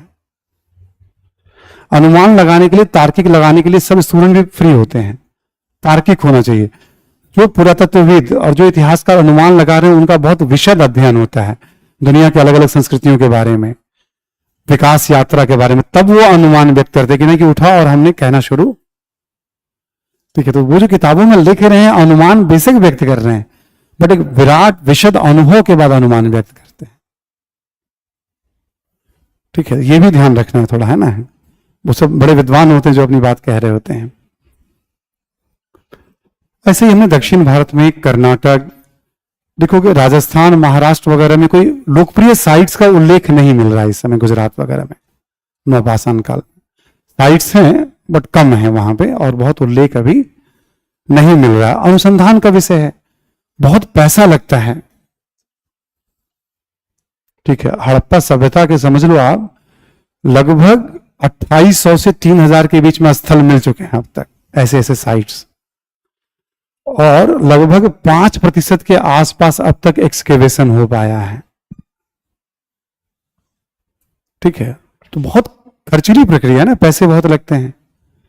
तो सरकार का जो बजट होता है ना, सब हिस्सों में बांटती है ना सरकार, रक्षा में, कृषि में, शिक्षा में, विज्ञान में, सब में, तो अनुसंधान में। ठीक है, जो बजट होता है उस दायरे में काम होता है। तो ये दक्षिण भारत हो गया आपका। तो नौपाषाण काल की खास बात क्या है? खेती और पशुपालन नियमित विशेषता है, अस्थायी बस्तियां नियमित विशेषता है, पहिए का ज्ञान, ये सब नॉर्मल फीचर जो मैं भी लिखवा दूंगा। उपकरण में क्या अंतर है? उपकरण तो पत्थर और हड्डियों के ही है। पत्थर यानी फ्लैग, एक बार फ्लैग आ गया तो मैक्सिमम फ्लैग के ही बनेंगे। इस बार उपकरण में सबसे बड़ा अंतर क्या आया है कि मानव ने उन पत्थरों की पहचान कर ली है जिसको दोबारा घिस करके उस पर धार पैदा। पुरापाषाण और मध्यपाषाण काल में क्या होता था? एक बार इस्तेमाल किया और उसको फेंक दिया। ठीक है, क्योंकि अभी क्या था, जैसे आप खेती कर रहे हैं कहीं एक जगह पे, आप है ना, मान लो जैसे हम यहां खेती कर रहे हैं, फसल छोड़ के तो जाएंगे नहीं हम, हमें उपकरण की जरूरत पड़ेगी। तो भाई मानव बुद्धि लगा रहा है कि हम ऐसा क्या करें कि हमें बार बार कहीं जगह छोड़कर जाने की जरूरत। तो पूरे नौपाषाण काल की एक खास बात है, इसको पॉलिश या घर्षित उपकरण कहते हैं। ये भी बहुत बड़ा बदलाव है। अब क्या हुआ, जैसे हमने 20 पत्थर यहां जमा कर लिया और कैसे धार पैदा करेंगे हम, तो हमें बार बार पत्थर लाने के लिए जाने की जरूरत। कृषि और पशुपालन में एक जगह टिक करके रहना पड़ेगा। ठीक, तो ये एक बड़ा बदलाव आ जाएगा। दूसरा, एक हमने पढ़ा था हस्त कुठार, प्रकृति ने जैसा पत्थर दिया उसको लिया, उठाया और दे मारा। अभी क्या देखोगे आप, कुल्हाड़ी जैसे हम लोग यूज करते हैं ना, लकड़ी को चीरने के लिए, काटने के लिए कुल्हाड़ी आपने देखा होगा। लकड़ी का डंडा होता है और लोहे का उसमें मतलब वो नुकीला हिस्सा होता है लोहे का बना हुआ। अब इस समय लोहा वगैरह का तो ज्ञान नहीं है, पर उस समय हम क्या देखेंगे, जो नौपाषाण काल के मानव कुल्हाड़ी बना रहे हैं, लकड़ी का या हड्डी का डंडा है और सिरे पे पत्थर को इस तरह से फिट कर ले रहे हैं कि काटने के काम हो। तो ये सब बौद्धिक विकास को, कुछ फसल काटना हो, पेड़ जंगल वंगल काटना हो, कितना संभव है। कभी आप बढ़ई को काम करते देखेंगे आप, तो बसुला वो खोदने के भी काम आ सकता है, मिट्टी छीलने के भी काम आता है, लकड़ी वगैरह कभी आप देखेंगे। कुल्हाड़ी का ही थोड़ा सा चौड़ा वर्जन होता है बसुला, अंग्रेजी में एक्स और सेल्ट कहते हैं। तो उपकरण में क्या बदलाव आ जाएगा, एक तो घर्षित या दोबारा उसमें धार पैदा किए जा सकते हैं। प्रमुख उपकरण क्या है इस समय के? बसुला, सेल्ट और एक्स, जो सबसे पॉपुलर उपकरण है। पुराने वाले जितने उपकरण हैं वो चलते रहते हैं, मतलब हमने पहले कहा आपको सिलबट्टा का महत्व है आज तक। जैसे अब देखो गेहूं और सब रागी ज्वार बाजरा सबका महत्व चला ही आ रहा है ना जीवन में आज तक। क्या होता है, जो चीज की उपयोगिता होती है मानव उसको संभाल कर रखता है अगली पीढ़ी में पास ऑन, जिसकी नहीं उपयोगिता धीरे धीरे वो गायब हो जाता है। स्वाभाविक तौर पर हम लोग जीवन ऐसे ही जीते आते हैं। ठीक है, तो उपकरण लिख लें आप जरा, 2 लाइन लिखना है आपको उपकरण के बारे में।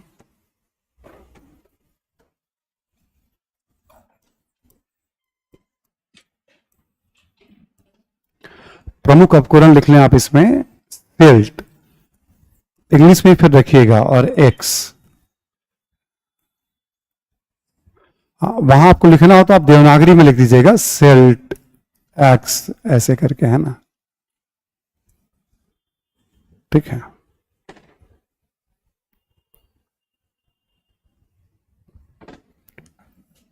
इनके बारे में कहा जाता है ये घर्षित उपकरण है, अर्थात पुनः इसका उपयोग किया जाता था।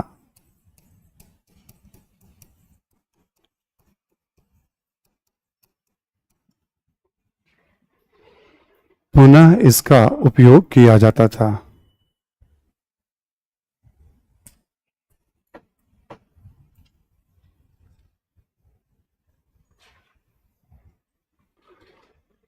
कौन लिख रहा है कि मॉडर्न हिस्ट्री का क्लास सर अधूरा ही है? अपना कोई सिंह करके हैं, है ना। कोई बात नहीं, रहने दो, बच्चों को लिखने दो। ठीक है, हमने एक एग्जाम्पल दिया, जैसे आप भी कल ऑनलाइन क्लास करेंगे, जो बच्चे भी करते हैं, यदि मेरी बात ठीक से पहुंच रही है किसी भी टीचर की बात, तो आपका तो पूरा फोकस पढ़ने पे, जो लोग यहां बैठे हुए हैं तो उनको टाइप करने का टाइम कैसे मिल जाता है? अच्छा, कुछ नहीं सुनाई पड़ा तो पूछ सकते हैं किसी से, भाई कोई कॉपरेट भी करता है ना। अभी चल रहा है एंशिएंट हिस्ट्री मॉडर्न हिस्ट्री का क्लास अधूरा है सर। भाई हर जगह अधूरा रहता है फिर पूरा होता है। ठीक, घर्षित उपकरण, इससे क्या फायदा होगा कि मानव को अब बार बार पत्थरों की तलाश में नहीं जाना पड़ेगा, जिसको कच्चा माल भी कहा जाता है, रॉ मटेरियल, है ना। एक बार आपने जमा कर लिया तो उसका आप इस्तेमाल बार बार कर सकते हैं। दूसरा फायदा क्या होगा, खेती के लिए मानव ने ऑब्जर्व किया होगा ना, थोड़ा मिट्टी वाला इलाका चाहिए। अब पठारी क्षेत्र में कितना खेती होगा, पहाड़ों में देखते होंगे ना सीढ़ीदार खेती वगैरह, तो सब मॉडर्न फिनोमिना है। थोड़ा बहुत कहीं मिट्टी है तो वहां कुछ फसल उग गया वाली बात होती है, कहीं जंगलों को थोड़ा जला लिया और खेती कर ली। तो यदि पानी का सोर्स थोड़ा सा पठारों से पर्वतों से दूर भी कहीं है तो मानव जरूर सोचेगा कि वहां चल के बसते हैं और खेती पशुपालन करते हैं। नवपाषाण काल से ही बसना शुरू होगा और फिर इसके बाद धीरे धीरे पठारों को छोड़कर थोड़ा मैदानी इलाकों में भी लोग बसना शुरू कर देंगे। फिर मैदानी इलाकों में गांव बसने शुरू हो जाएंगे। जब जरूरत से ज्यादा उत्पादन होगा तो समाज में भेदभाव शुरू हो जाएगा, फिर राज्य की जरूरत पड़ेगी। ऐसे करते करते समाज बदलता चला जाएगा। तो ये वो प्रक्रिया है जो सोचने के लिए अगले दिन में और क्या बेहतर करें, तो मानव को प्रेरित करेगा कि वो मैदानी क्षेत्रों की तरफ जाए। बुद्धि तो इंसान लगा ही रहा है, जैसे चिरांद है वो मैदानी क्षेत्र में बढ़ता है,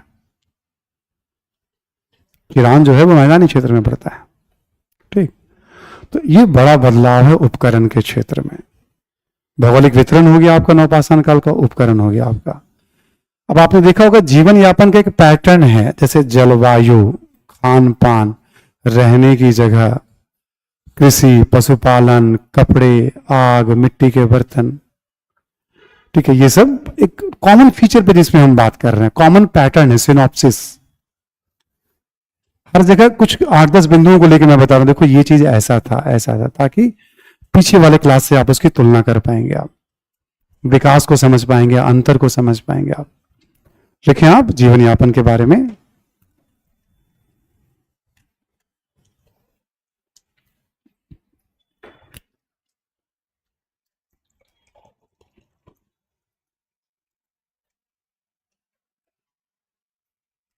लिखें आप कि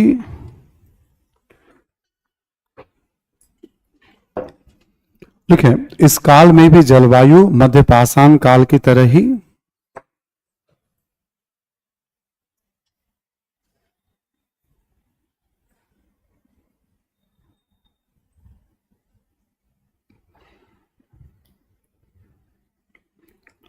यानी अब इसमें कोई चेंज नहीं होना। जिसको हमने वर्ड यूज किया था आपका, देखो होलोसीन, ये नाम ना विद्वानों ने दिया है, ठीक, उस अवस्था को जब चेंज हुआ, मतलब पूरा का पूरा सिस्टम। जैसे आज जो वातावरण में, जो जलवायु में जो गर्माहट हम देखते हैं, ये सब होलोसीन 10,000 12,000 ईसा पूर्व के आसपास शुरू हुआ और वही चला आ रहा है। मतलब समझो 14,000 साल से लगभग एक जैसा वातावरण, 2,000 साल इधर और 12,000 साल पहले, लगभग एक जैसा टेम्परेचर, जहां जो रहना, कहीं ठंड वाला प्रदेश, कहीं गर्मी वाला प्रदेश, ऐसा चल रहा है। इसमें और कुछ लिखने की जरूरत नहीं है आपको, ठीक। अगला पॉइंट लिखें, नवपाषाण काल की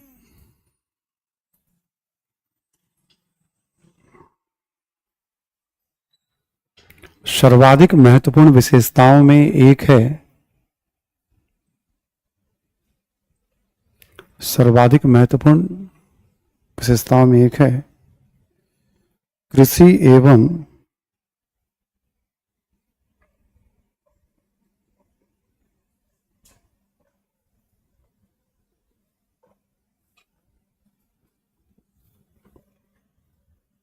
ठीक है,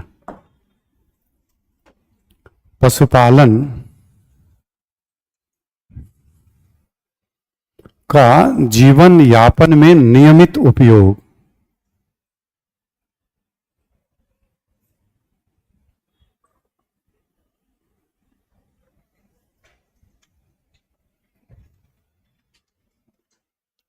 ठीक, अगला पॉइंट लिखें, भारतीय उपमहाद्वीप के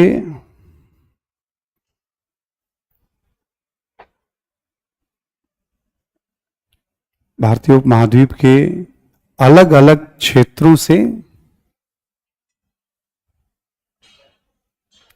अलग अलग क्षेत्रों से अलग अलग फसलों, अलग अलग फसलों के खेती के साक्ष्य मिलते हैं।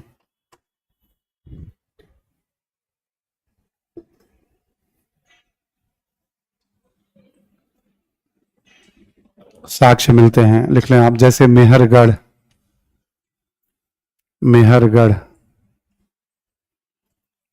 विंध्य क्षेत्र, विंध्य क्षेत्र, दक्षिण भारत इत्यादि कर दीजिए आप। ठीक है, नाम लिखना तो लिख दीजिएगा, वहां से गेहूं का मिला, कहीं से धान का मिला, ऐसे मन करे तो अलग अलग क्षेत्रों से हमें साक्ष्य मिलते हैं। अगला पॉइंट लिखें आप,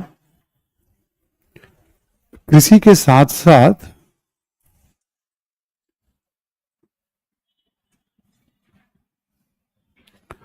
पशुपालन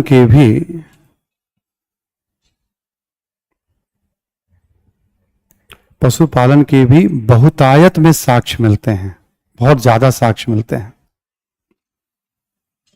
बहुतायत में साक्ष्य मिलते हैं।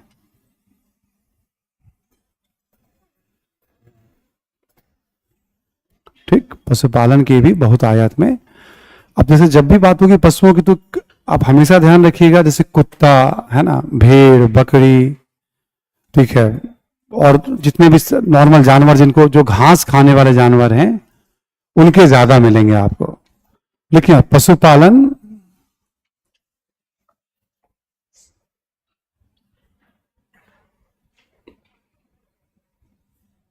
पशुपालन नियमित तौर पर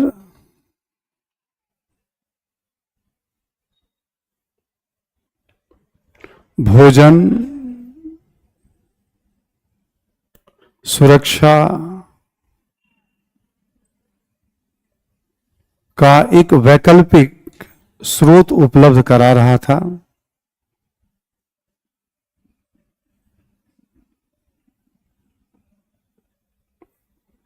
वैकल्पिक स्रोत उपलब्ध करा रहा था।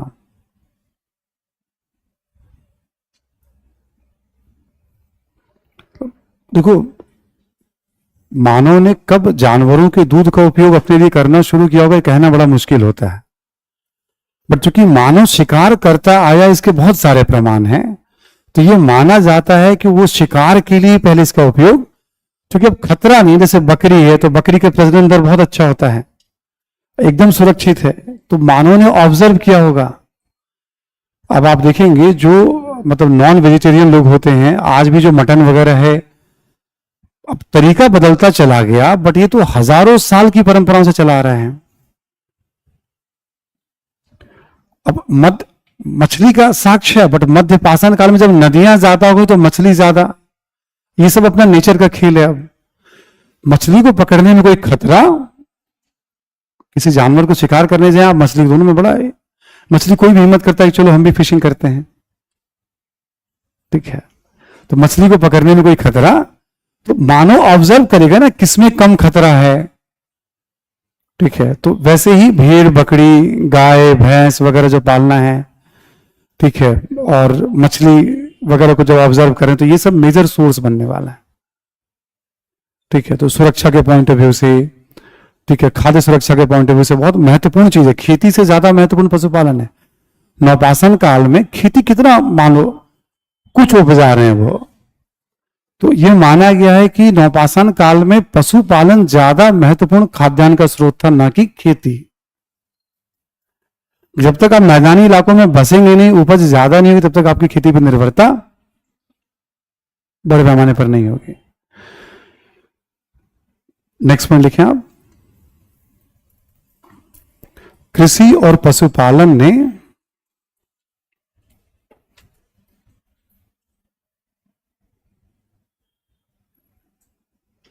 जीवन में अस्थायित्व को बढ़ावा दिया।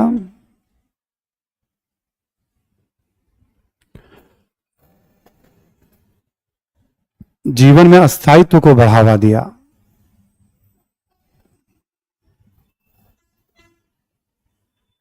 लेकिन इसी के साथ मानव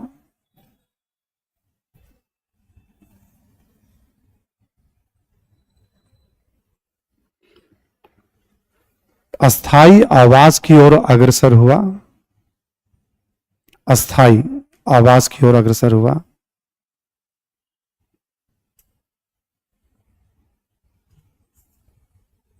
ठीक, अग्रसर हुआ। अगला पॉइंट लिखें, साक्ष्यों से लकड़ी एवं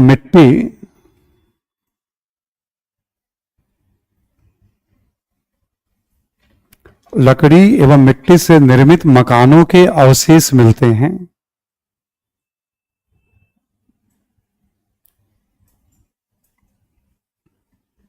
मिट्टी से निर्मित मकानों के अवशेष मिलते हैं।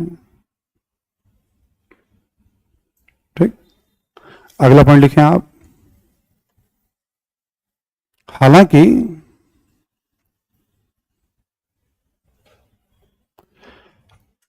अधिशेष उत्पादन नहीं होता था। अधिशेष का मतलब सरप्लस, जरूरत से ज्यादा। हालांकि अधिशेष उत्पादन नहीं होता था,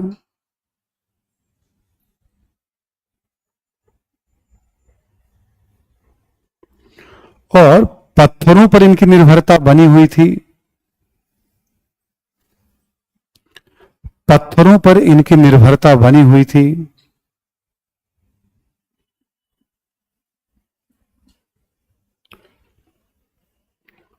थी। अतः नदी घाटी को छोड़कर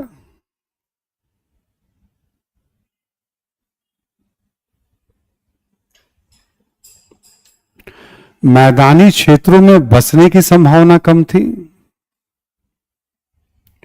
नदी घाटी को छोड़कर मैदानी क्षेत्रों में बसने की संभावना कम थी।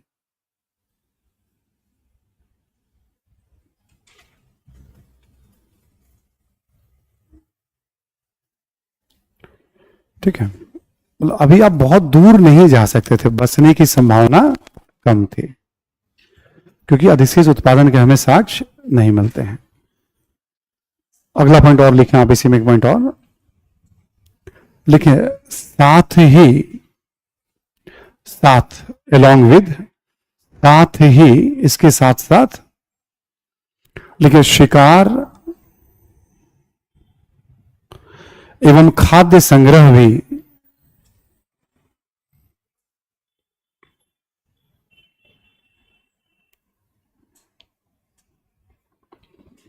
खाद्य संग्रह भी जीवन यापन का एक महत्वपूर्ण स्रोत बना हुआ था।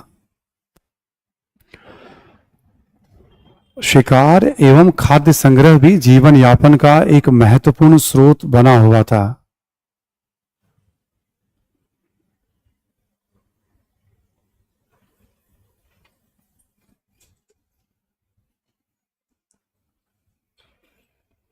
ठीक है,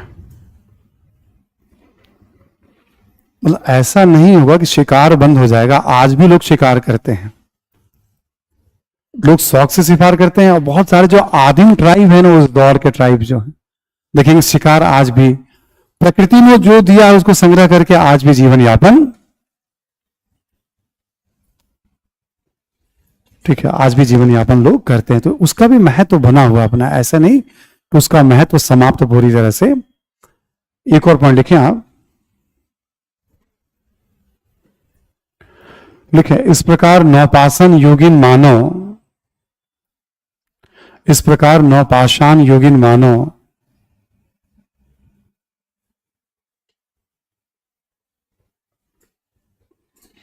केवल उपभोक्ता नहीं था,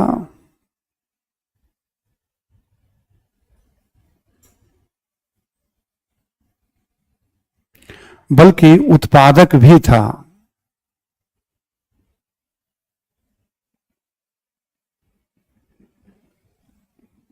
बल्कि उत्पादक भी था, यानी अब खेती और पशुपालन के साथ मानव जो है अब उत्पादन भी कर रहा है अपना। ऐसा नहीं कि केवल उपभोग कर रहा है। खेती, पशुपालन, अस्थाई आवास, तीनों को एक साथ मिला देंगे ना आप, इसको कहा जाता है मानव ने बसने की शुरुआत की। कभी आपने 6 क्लास वाली एनसीईआरटी पढ़ी हो तो उसमें लिखा है बसने की प्रक्रिया कैसे शुरू हुई। इस तीनों को एक ही साथ हमने इंटरकनेक्ट कर दिया। इसी तरह से भी, क्योंकि कभी कभी क्या होता है, एनसीईआरटी को भी एग्जाम में महत्व दे दिया जाता है। ठीक है, तो कैसे मानव ने बसना प्रारंभ किया, बसना शुरू किया, पूरी कहानी इसमें समझाई है। जैसे बच्चों को समझाया जाता है वैसे समझाई गई है 6ठी क्लास वाली में। ठीक, तो तीनों को यहां पे एक साथ इंटीग्रेट। अब आप तुलना भी कर सकते हैं। आप अभी के देखो क्या बदलाव आया, खेती, पशुपालन नियमित विशेषता बन गई, नियमित उपयोग, अस्थायी रूप से रहना भी शुरू कर दिया। ठीक, तो पहले ये सब चीजें हमें नहीं दिख रही है मध्य पाषाण और पूरा पाषाण में। बड़ा बदलाव है मानव के जीवन में। अगला पॉइंट लिखें आप, लिखे, नए नए उपकरणों, नए नए उपकरणों तथा घर्षित उपकरणों का उपयोग, घर्षित उपकरणों का उपयोग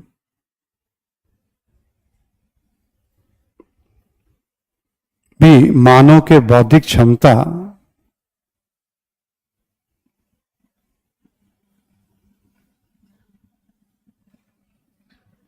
के विकास के साथ साथ, मानव के बौद्धिक क्षमता के विकास के साथ साथ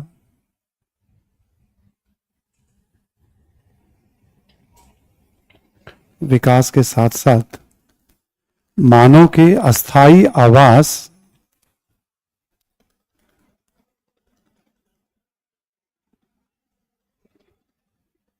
अस्थायी आवास की ओर अग्रसर को भी दर्शाता है। अग्रसर को भी दर्शाता है।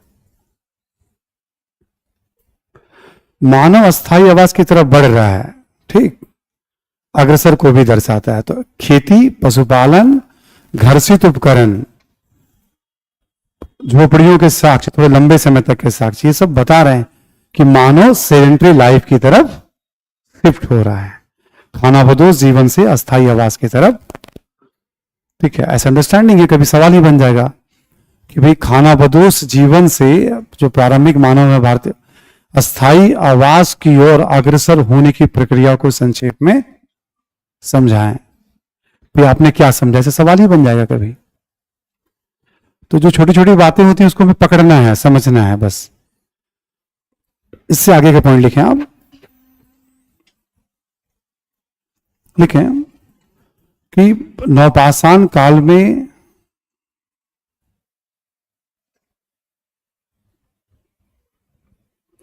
नवपाषाण काल में हाथ से निर्मित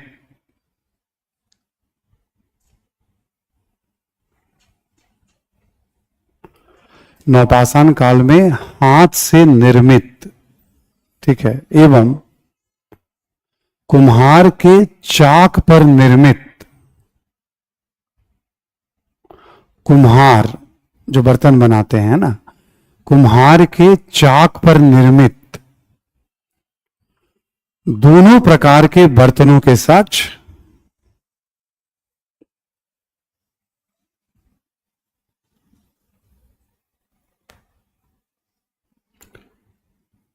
मिलने लगते हैं।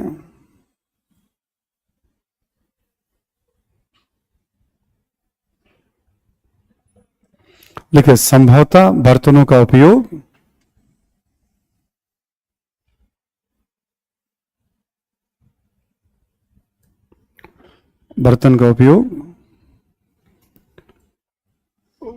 वस्तुओं के संग्रह एवं भोजन को पकाने में किया जाता होगा। भोजन को पकाने में किया जाता होगा।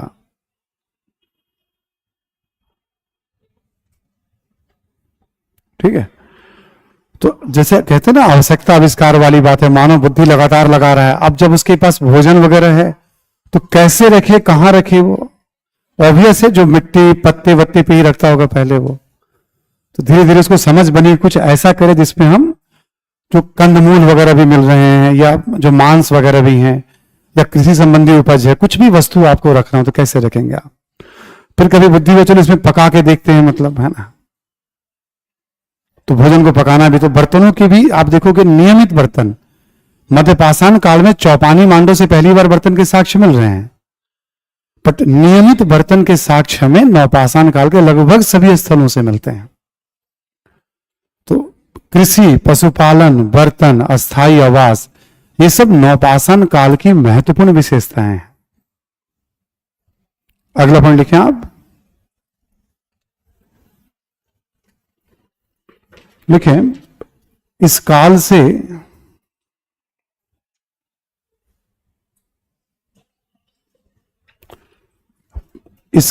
से पहियों के साक्ष्य भी मिलते हैं।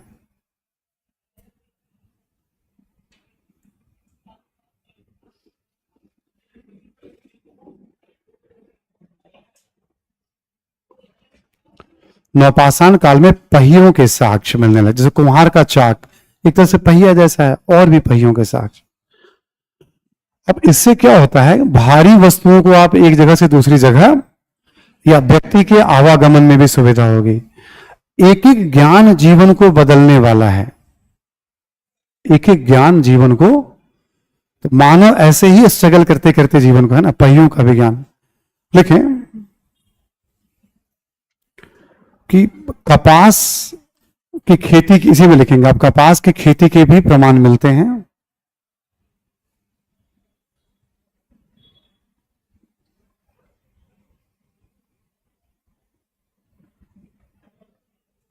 देखो, कोई कपड़ों का साक्ष्य नहीं मिल रहा है ना, कि यहां कपड़े मिले वहां कपड़े मिले, बट कपास की खेती के साक्ष्य मिल रहे हैं प्रमाण, जो आर्कियोलॉजिस्ट हैं।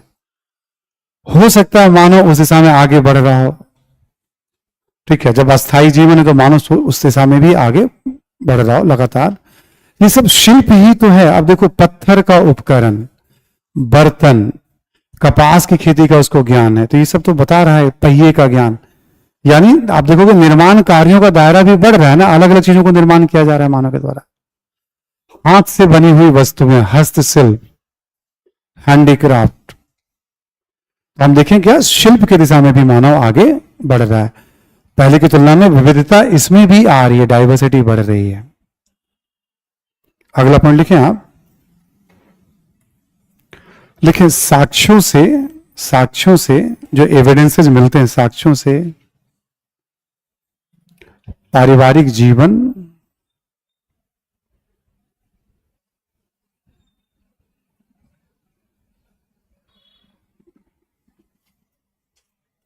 साक्ष्यों से पारिवारिक जीवन, कॉमा देखिए इसी में लिखेंगे आप, साक्ष्यों से पारिवारिक जीवन, लिखेंगे अंतिम संस्कार,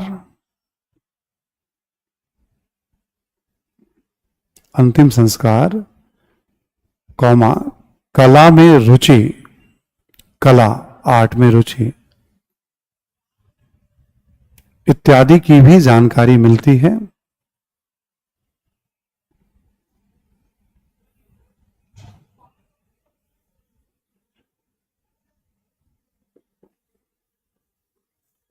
ठीक है, तो ये सब मध्यपाषाण काल जैसे हमने लिखा था, ये सब भी जानकारी हमें मिल रही है ना। जो मेन बड़े बदलाव थे हमने उसको एक बार पिक कर लिया, कृषि, पशुपालन, अस्थायी आवास, बर्तन, पहिया और कपास। आग का नियमित उपयोग मध्यपाषाण काल में शुरू हो गया, वो भी बहुत बड़ा बदलाव है। जैसे आग का ज्ञान, अब मान लो हमें साक्ष्य तो पूरा पाषाण काल में भी मिल रहा है, बट वो थोड़ा अलग तरह का वातावरण है। मध्यपाषाण काल में अधिकाधिक उपयोग के साक्ष्य। अब आप सोचो कि चूल्हा, तो चूल्हा भी इस समय है, अजली हड्डियां तो वो भी इस समय है, गर्त चूल्हा, वो सब नियमित विशेषता। पीछे वाले जो चीजें, जैसे आग आज तक उपयोग में आता है।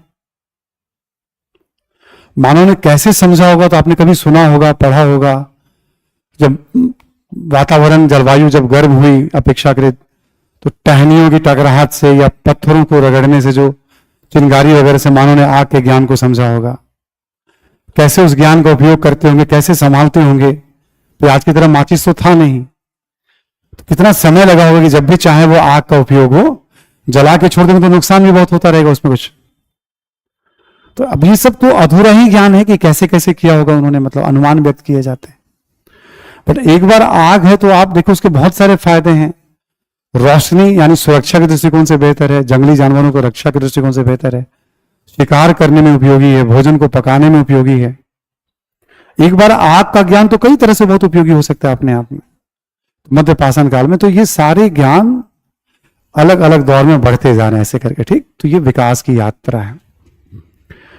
अब पूरे पाषाण काल में एक चीज हमें और पढ़ना है, वो है पाषाण युगीन चित्रकला, ठीक। तब हमारा टॉपिक कंप्लीट हो जाएगा। मेंस में वैसे इससे एक आधा सवाल पूछा गया है, पूरा नहीं। कई बार ना टॉपिक को मिला के प्रश्न पूछ लिए जाते हैं, ठीक है। अभी देखो यहां पे कुछ छोटे से कॉन्सेप्ट आपको मैं समझा रहा हूं, इस कॉन्सेप्ट को धीरे धीरे और डेवलप करूंगा मैं। जैसे एक शब्द से अब आप परिचित तो हैं ना, दो चार बार हमारे मुंह से सुन लिया, संस्कृति। ये शब्द अब सुना हुआ है ना। संस्कृति का मतलब होता है जीवन जीने का तरीका।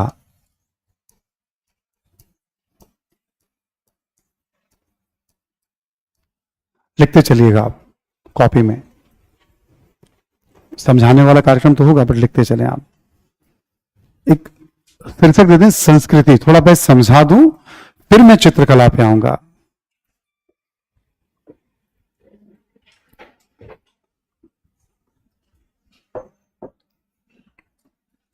अब इसको आप ऐसे समझिए, सुबह उठने से लेकर के रात्रि में सोने तक, जैसे सोने जा रहे हैं मान लो बिस्तर पे, हम कहाँ सो रहे हैं, तो भाई आप देखोगे बेड है या नीचे चटाई पे सो रहे हैं। मान लो छात्र हैं तो भाई बहुत तरह के अनुभव होते हैं छात्रों के अपने अपने, है ना, ठीक है। क्या हम कुछ ओढ़ने के लिए उपयोग करते हैं, चादर बिछाने के लिए उपयोग करते हैं, और भी जो भी हमारा सुबह उठते हैं तो जो हमारा वे है, पानी पीना या नित्य क्रियाक्रम करने के बाद कुछ एक्सरसाइज वगैरह करते हैं तो ठीक है, नहीं करते हैं तो पूजा पाठ, कुछ भी स्नान ध्यान करना, पढ़ना, चाय पीना, अखबार पढ़ना, मतलब जो कुछ भी हम कुछ भी कर रहे हैं 24 घंटे में, वो क्या हो रहा है, हम बेसिकली जीवन जी रहे हैं। तो संस्कृति ना बहुत ब्रॉड है, संस्कृति के बहुत सारे डेफिनेशन है, अलग अलग लोगों ने दिए हैं। पर किसी का डेफिनेशन पढ़ोगे ना, नेहरू जी ने क्या कहा, राधा कृष्ण ने क्या कहा, रजनीश ने, आचार्य रजनीश ने क्या कहा, तो कंफ्यूजन बढ़ जाती है। एग्जाम में इस्तेमाल, सिंपल सी बात है, हम मानव कुछ भी कर रहा है, मानव जो जीवन जी रहा है वही संस्कृति कहलाता है, जीवन जीने का तरीका। ठीक, एक पॉइंट हो गया। इतिहास में अगला पॉइंट लिखें, इतिहास में संस्कृति के अंतर्गत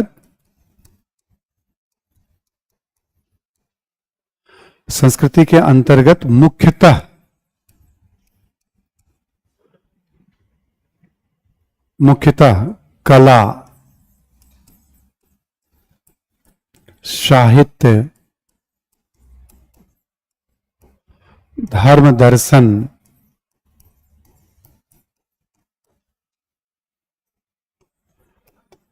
विज्ञान प्रौद्योगिकी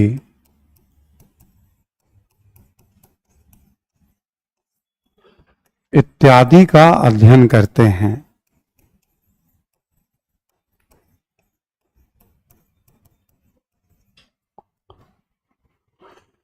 इतिहास में संस्कृति के अंतर्गत मुख्यतः कला, साहित्य, धर्म दर्शन, विज्ञान प्रौद्योगिकी इत्यादि का अध्ययन करते हैं। ठीक, लेकिन आप अंशतः यानी आंशिक तौर पे, ठीक, आंशिक तौर पे अर्थव्यवस्था एवं समाज का भी अध्ययन करते हैं।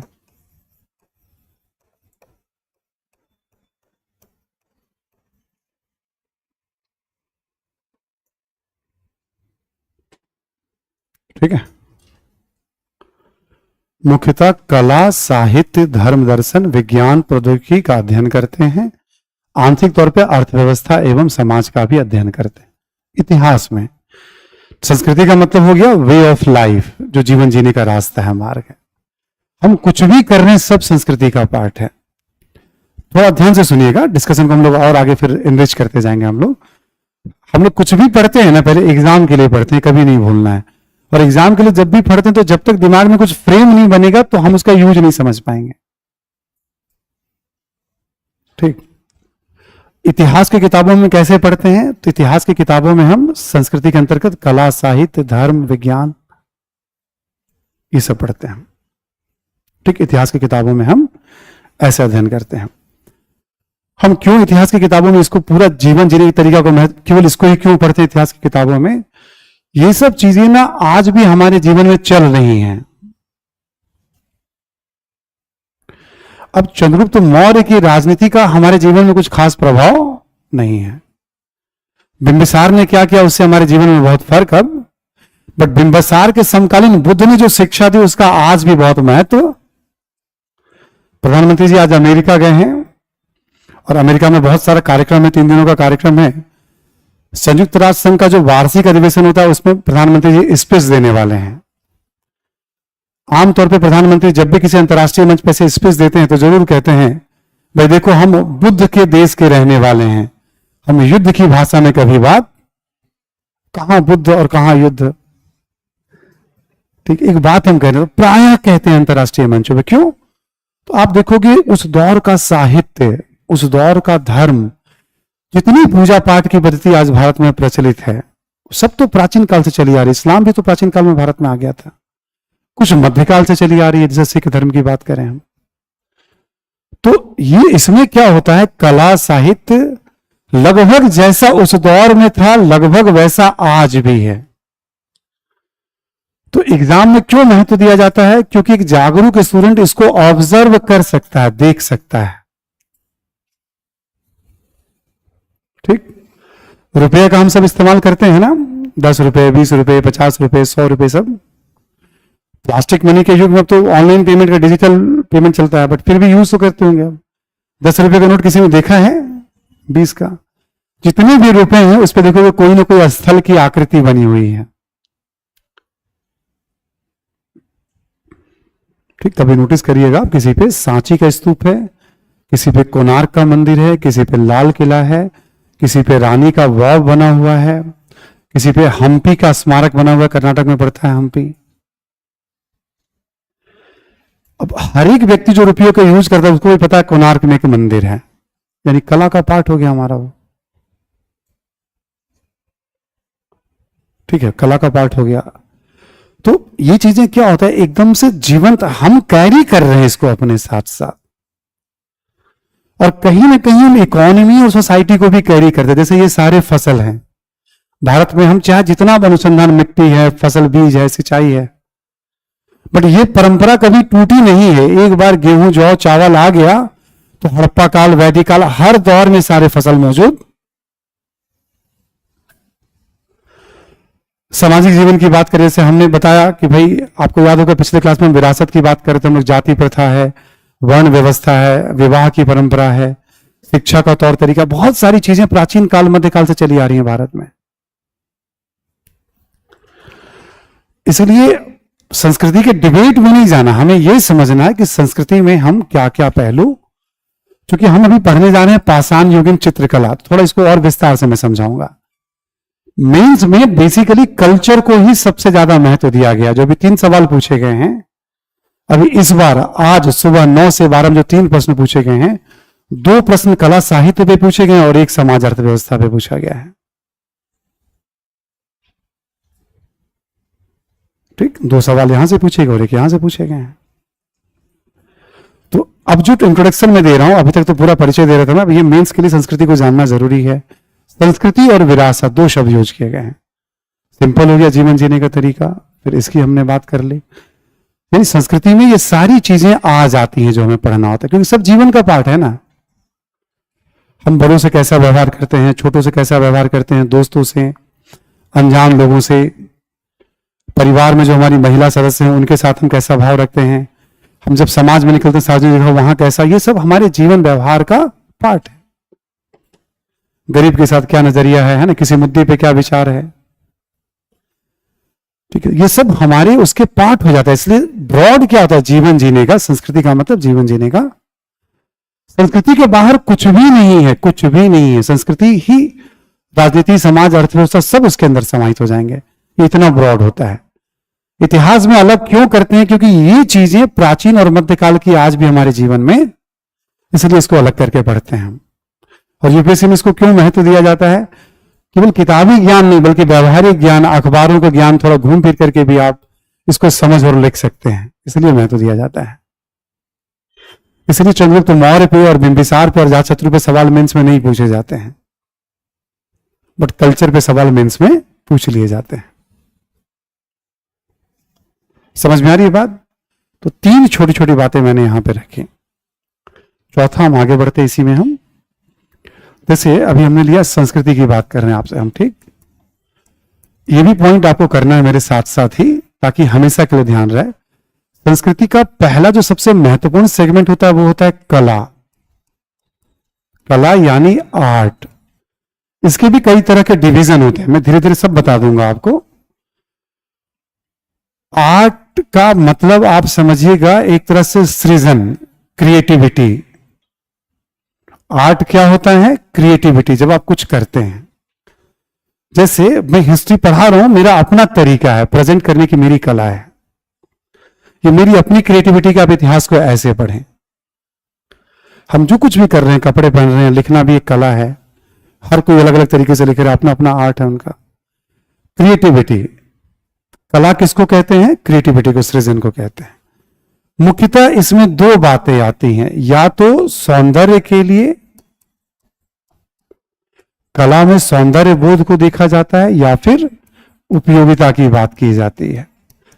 याद कुछ भी नहीं रखना है, एक बार कॉपी में लिख लो, सुन लो, पढ़ते पढ़ते दिमाग में बैठ जाएगा, बट एक बार कॉपी में होना चाहिए, ठीक। कला का मतलब क्या होता है? सृजनात्मकता, क्रिएटिविटी। हम कुछ भी क्रिएट कर रहे हैं हम। 2 तरह से क्रिएटिविटी को देखा जाता है। एक देखा जाता है सौंदर्य बोध, एस्थेटिक सेंस, जैसे दीवारों पे चित्र बनाए जा रहे हैं, ये इमारत बना तो कितना खूबसूरत बनाया गया इसको, इमारत को। ठीक, चौकोर सा इमारत आप देख रहे हैं, आप यहां बना हुआ है, जिसमें हम लोग क्लास चल रही है अभी, है ना। तो इसकी उपयोगिता भी है, हॉल है, व्यावसायिक उद्देश्य से बनाया गया, ये इसकी उपयोगिता हो गई। चौकोर बनाया गया, इसको बीच में स्तंभ दिए गए मान लो, ठीक है ना। और बाहर से भी इसका एक अच्छा लुक देने के लिए नहीं, सौंदर्य हो गया। तो दो ही पक्ष होते हैं, या तो सौंदर्य होगा या उपयोगिता होगी, या दोनों पक्ष होंगे। हम कपड़े पहनते हैं, मान लो कोई तो बना रहा है, कोई डिजाइन करता है, इसकी एक उपयोगिता है और इसका एक सौंदर्य पक्ष भी होता है।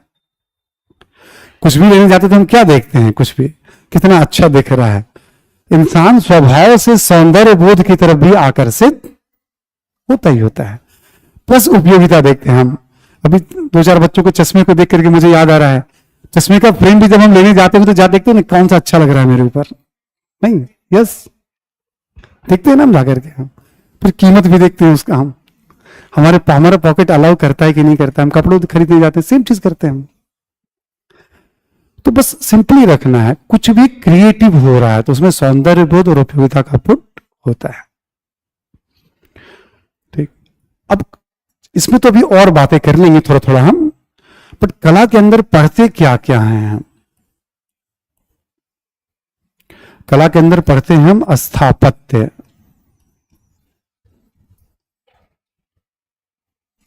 स्थापत्य को हम वास्तुकला भी, ये बहुत जरूरी है। जो आपको समझना हो, पूछना हो, सब अभी कर लीजिएगा, अब जो मैं लिखा रहा हूं, क्योंकि पूरे इतिहास में आपको यही पढ़ना है। स्थापत्य को वास्तुकला भी कहते हैं हम लोग हिंदी में, इंग्लिश में इसके लिए आर्किटेक्चर शब्द का इस्तेमाल होता है। ठीक, कला में हम क्या क्या पढ़ते हैं, स्थापत्य कला या वास्तुकला, ठीक है। अंग्रेजी में नहीं कौन सा वर्ड यूज करते हैं इसके लिए, हम आर्किटेक्चर। जैसे अभी जो क्लासरूम चल रहा है हमारा, मान लो, ठीक, अब ये स्थापत्य का पार्ट है। बनाने वाला कारीगर, इंजीनियर, सबने डिजाइन किया, बनाया, सामग्री का इस्तेमाल किया। जो भी कोई इमारत है, भवन है, महल है, दुर्ग है, मस्जिद है, मंदिर है, स्तूप है, कुछ भी, किसी भी प्रकार की इमारत है, भवन है, उसको हम क्या कहते हैं, स्थापत्य।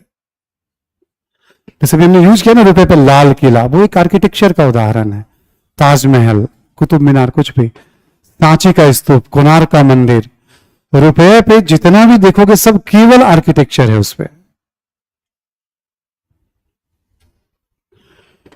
सोचो, हड़प्पा के दौर की इमारतें आज भी अपनी कहानी बताने के लिए मौजूद हैं।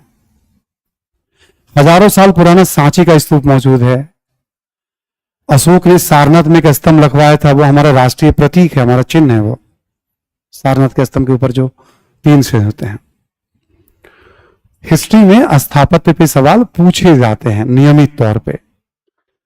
अभी कला पे 2 सवाल पूछा गया, दोनों में स्थापत्य पूछा गया है। एक पल्लव काल पे पूछा गया, एक चोल काल पे, दोनों में स्थापत्य पूछा गया। उस काल के स्थापत्य के बारे में बताएं। पूछने का तरीका थोड़ा थोड़ा रहता है, टिप्पणी करें, आकलन करें, वो सब भी समझा दूंगा। हमने कहा ना आपको 8-10 दिन लगते हैं पूरी बात पहुंचाने में, थोड़ा थोड़ा करके। हाँ, 4 घंटे की क्लास हो तो, बट वो लोड ले नहीं पाएंगे। 4 घंटे की क्लास जो है 2.5 घंटे तक, 2 घंटे तक तो चलता है, 4 घंटे की क्लास लोड नहीं। थोड़े समय के बाद आप झेलना शुरू करेंगे, आप उसको पचाना शुरू करेंगे, ठीक है। इसलिए ठीक है, मतलब थोड़ा थोड़ा करके हम आगे बढ़ रहे हैं हम लोग, है ना। चलिए, अभी हम लोग क्या पढ़ने वाले हैं, पाषाण काल में चित्रकला। तो कला का एक पार्ट क्या होता है, पेंटिंग, चित्रकला। चित्रकला के बारे में एक अच्छा सा परिचय मैं भी आपको दे दूंगा, क्योंकि हम चित्रकला पढ़ने जा रहे हैं। इस पॉइंट को सभी लोग नोट करेंगे, इसकी जरूरत पड़नी है बार बार मेंस में, ठीक।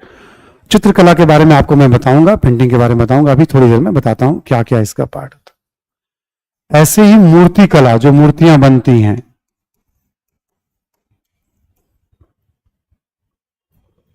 मूर्ति कला, शिल्प, या ऐसे कर लीजिए आप, हाथ से निर्मित वस्तुएं,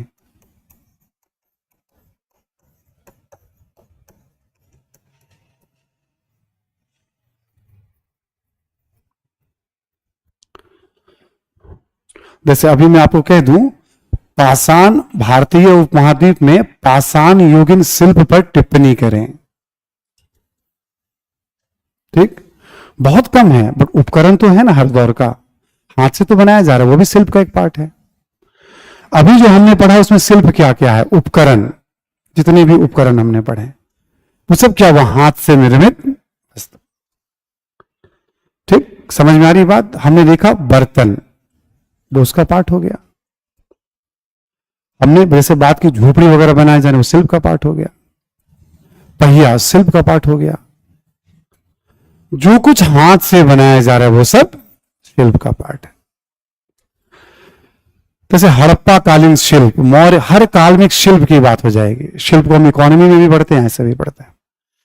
ऐसे ही आप देखोगे संगीत एवं नृत्य, ये उतना इंपॉर्टेंट अभी नहीं है, लेकिन कला का पार्ट माना जाता है ये।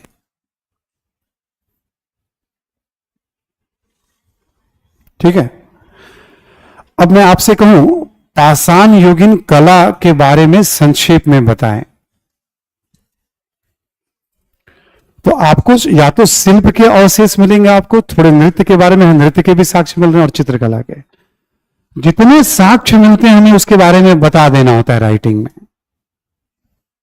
सुन पा रहे हैं क्या सभी लोग? इसलिए हमने कहा कि ये बहुत इंपॉर्टेंट पार्ट है, इसको ध्यान से समझते चलिएगा आप। आगे मेंस आपका इसी पे बेस होकर चलने वाला है। अब इसको पढ़ाते पढ़ाते दो क्वेश्चन मैंने आपके सामने रख दिया।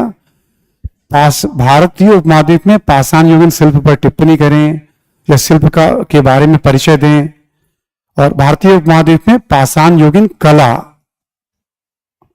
अब स्थापत्य के बारे में कुछ खास जान, थोड़ा बहुत इमारतों के, झोपड़ियों के बारे में जानकारी लिख सकते हैं 2 लाइन उसके बारे में। चित्रकला की जानकारी है, मूर्तिकला के बहुत कुछ खास साक्ष्य निकाला दो है, शिल्प के साक्ष्य, नृत्य के साक्ष्य। हमने 2-2, 4-4 लाइन इस पर लिख दिया तो हमारा वो उत्तर तैयार हो गया। ठीक, हम टॉपिक पढ़ते हैं, हम लोग हमेशा किसी टॉपिक को कवर करते हैं। जितनी तरह के सवाल बनने उस टॉपिक उसी से कवर हो जाएंगे आपके। सुन पा रहे हैं सभी लोग? तो समझ में भी आ रहा है ना सभी को? ये ज्यादा जरूरी है।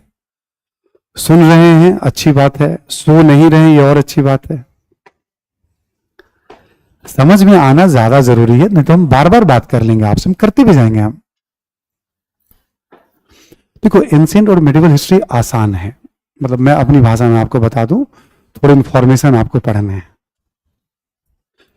मॉडर्न इंडिया भी आसान है, लेकिन उसमें थोड़ा विचार बहुत सारे आने शुरू हो जाते हैं, तो उसकी ट्रेनिंग देना पड़ता है ना। विश्व इतिहास थोड़ा डायनामिक बहुत हो जाता है सीधा वो भी, मतलब डायनामिक बहुत हो जाता है। बहुत सारे राष्ट्रों के बीच संबंधों को, कनेक्टिविटी को देखना पड़ जाता है। सीधी सीधी घटना है। अच्छा, ये कला पूछा हमसे, कला में क्या क्या मिला है, कॉपी में देख रहे हैं, अच्छा इस मिला है, लिख दिया हमने। ठीक, वो मैं भी क्वेश्चन सब लिखवाऊंगा आपको, मतलब किसी टॉपिक में क्या क्या कुछ 2-4 क्वेश्चन दे के समझाऊंगा, लिखवा के समझाऊंगा आपको। ये तो समझाने के क्रम में परिचय दे रहा हूं मैं आपको। समझ में आ रही बात ना? क्वेश्चन बोर्ड पे रख करके, प्लान करके, उसका स्ट्रक्चर बना के फिर मैं बताऊंगा आपको। बट क्वेश्चन पे बातचीत करने के लिए हमारे पास अंडरस्टैंडिंग और कुछ इंफॉर्मेशन हो, विश्लेषण हो। हम कैसे बात करेंगे? मैं तो बात कर लूंगा, तो जब आपके पास जानकारी पहुंचेगी तभी बात करने में मजा आएगा। मेंस के क्वेश्चन पे पटना में एक क्लास की शुरुआत हुई थी, मुझे याद है, पटना बोरिंग रोड में। और अभी पटना में जो अपनी क्लास चलती 2 जगह चलती है, एक मुसल्लेपुर हाट में चलती है और एक बोरिंग रोड में चलती है आईएएस की क्लास। बिहार में एक प्रयागराज में भी सेंटर है अपना, वहां भी क्लास चल रहा है। आईएएस की क्लासेस 3 जगह चल रही है, दिल्ली, प्रयागराज और पटना। पटना में 2 बैच की शुरुआत थी, मेरे ख्याल में 22-23 जुलाई या शायद जुलाई में, हाँ, शुरुआत हो गई थी क्लास। तो किसी बच्चे ने पूछा, मतलब मैं था और खान सर भी थे, कि सर एक बात बताइए कि राइटिंग कैसे करेंगे। तो खान सर का तरीका थोड़ा अपना यूनिक होता है बताने का। ठीक है, मुझे एक बात बताओ, मान लो तुम्हारे छत पे पानी की टंकी है, उसमें टैप भी लगा हुआ है, ठीक, तो तुम बुर्बक, तुम पनिया उसमें भरोगे तब ना पानी चलेगा उसमें। यानी ज्ञान का दायरा होगा तभी तो तुम राइटिंग करोगे ना। जब समझ ही नहीं तो राइटिंग किस बात पे करोगे? तो बात ऐसा बताते हैं कि दिमाग में हमेशा के लिए परमानेंट छप जाएगा। ऐसे ही किसी बच्चे ने उनसे पूछा सर से, ठीक है मैं वहीं पे था, उनका तरीका है अपना सर का, सर ऑप्शनों का चयन कैसे करें, ठीक है। सर ने कहा तुम अपनी पत्नी का चयन कैसे करोगे?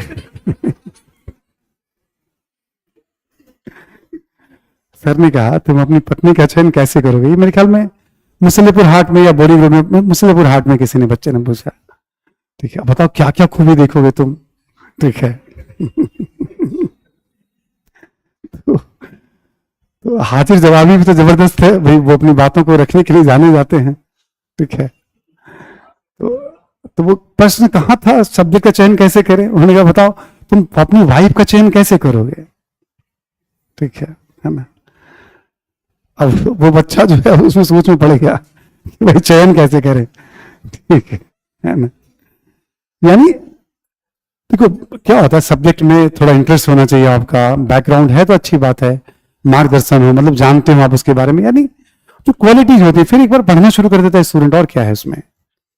चलिए तो अब हम लोग पहले बताया संस्कृति क्या है, संस्कृति में पढ़ते क्या है इतिहास में। दूसरी बात, अभी विरासत पे बात नहीं कर रहे हैं, दो टॉपिक पढ़ लेंगे तो विरासत में एग्जाम्पल देके लिखा दूंगा, समझा दूंगा विरासत क्या होता है, फिर इसी धरने पे हम संस्कृति विरासत पे पढ़ते चले जाएंगे।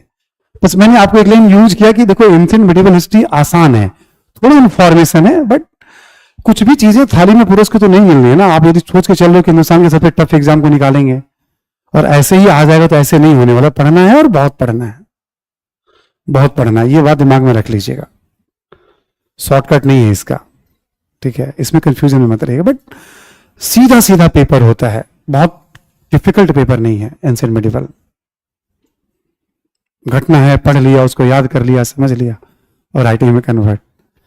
तब जब आप आएंगे या किसी ने मॉडर्न इंडिया की क्लास की होगी, बहुत सारे टॉपिक उसमें जुड़ जाते हैं आपस में, तो बहुत उसमें बुद्धि लगानी पड़ती है, ठीक है वो भी हो जाता है, कोई बड़ी बात नहीं है। कला हो गया आपका, है ना, एक हमने देख लिया। संस्कृति में क्या पढ़ते हैं, तो कला नंबर 1।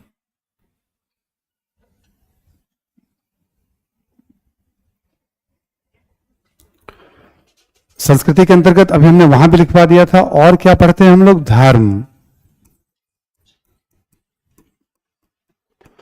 वहां भी लिखवा दिया, दोबारा मैं लिखवा रहा हूं, ठीक। एग्जाम्पल देके बता रहा हूं, क्योंकि एक टॉपिक आपका कंप्लीट लगभग हो चुका है, तो एग्जाम्पल देके धर्म पढ़ते हैं। और हम क्या पढ़ते हैं, भाषा साहित्य। और हम क्या देखते हैं, यदि उस समय विज्ञान प्रौद्योगिकी से संबंधित जो भी हमें साक्ष्य मिलते हैं।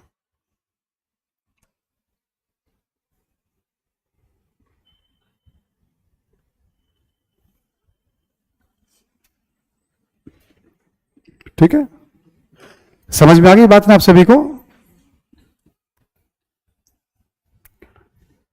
अब जैसे आपसे कहा जाए कि भारतीय उपमहाद्वीप में पाषाण युगीन संस्कृति के बारे में बताएं, सुन रहे ना सभी लोग, पाषाण युगीन कला के बारे में बताएं, पाषाण युगीन स्थापत्य शिल्प के बारे में बताएं। अभी कह दिया जाए पाषाण युगीन संस्कृति के बारे में बताएं। देखो धर्म दर्शन कुछ नहीं है तो हम कुछ बताने की स्थिति में नहीं है, भाषा साहित्य कुछ नहीं तो बताने, जो है हमें वो बताना है, ठीक। तो यही तरीका है, लगभग सभी टॉपिक पे चलता जाएगा, ये चर्चा के क्रम में बार बार आएगा, बट इसको आप धीरे धीरे दिमाग में अच्छे से बैठा लीजिएगा कि संस्कृति के अंतर्गत हम क्या क्या बिंदुओं को पढ़ने वाले हैं। समाज और अर्थव्यवस्था भी आ जाएगा, यहां हमने लिखवा इसलिए दिया है, बट प्योर संस्कृति में हम कला धर्म इसको लेते हैं इतिहास में, तो कम से कम ये पहले पता हो, ठीक। तो हम लोग इस समय क्या किया, हमने भी संस्कृति का एक परिचय ले लिया। इसमें अब हम आते हैं चित्रकला के बारे में, छोटा सा इसका भी एक परिचय ले लें, और पाषाण कालीन चित्रकला के बारे में 8-10 बातें मैं आपको लिखवा दूं ताकि टॉपिक हमारा कंप्लीट हो, बाइंड अप हो जाए, ठीक है। ये एंशिएंट हिस्ट्री का सबसे महत्वपूर्ण कॉन्सेप्ट बता रहा हूं आपको, मेंस का, ये ध्यान में रखिएगा आप। अभी कला का एक पार्ट है चित्रकला, ठीक है।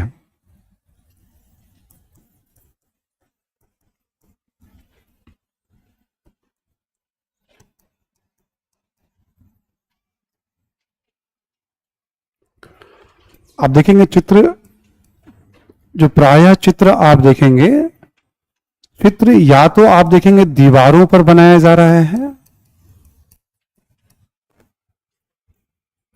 या आप देखेंगे कागज, कपड़े, बर्तन इत्यादि पर। ठीक, दीवारों पर, जैसे दीवारों पर मान लो कोई चित्र बन रहा है, गुफा है सपोज दैट, कोई केव है, या कोई महल है, मंदिर है, कोई मकान है, हो सकता है आपके घर के दीवारों पे भी चित्र बना हुआ हो। ठीक है, चित्रकला जब भी आप पढ़ेंगे तो चित्र बना हुआ उसका बेस क्या है, किस पे बना है वो चित्र। चित्रकला में हम क्या पढ़ते हैं, कभी किसी भी काल का, मुगल काल का, ब्रिटिश काल का, ठीक है, चोल युगीन चित्रकला पढ़ना है, पल्लव कालीन पढ़ना, अजंता,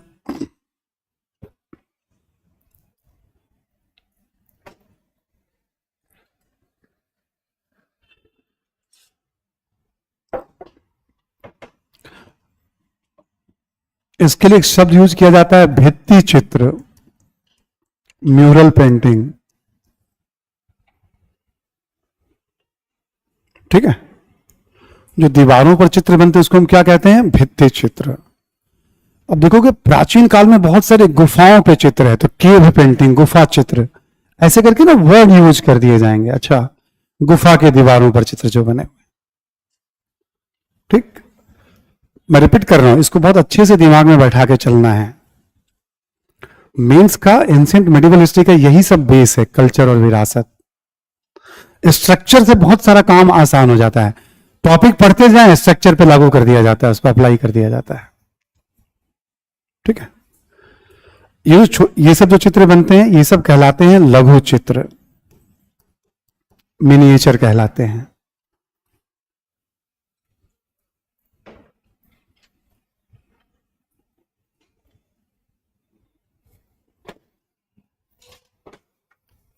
क्लियर ना, एक हो गया आपका।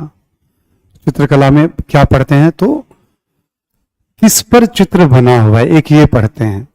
जैसे आपको ये पता चल जाएगा ना, तो एग्जाम के लिए किसी भी काल का चित्रकला पढ़ना हो, केवल इसको दिमाग में रख करके वहां पढ़ना शुरू करिए उस किताब को, अपनी बातों को निकाल लेंगे आप, चाहे पीटी हो या मेंस, सवाल उसी से आ जाएंगे। इसलिए हमने कहा कि एंशिएंट हिस्ट्री सिंपल है, मेंस के पॉइंट ऑफ व्यू से भी स्ट्रेट लाइन पे चलता है वो। दूसरा, हम जब भी पढ़ते हैं हम कुछ कुछ मिसलेनियस बातें, जैसे कालखंड है, यदि कोई संरक्षक है तो किसने संरक्षण दिया, कालखंड, संरक्षक किस स्थान से प्राप्त हो रहा है,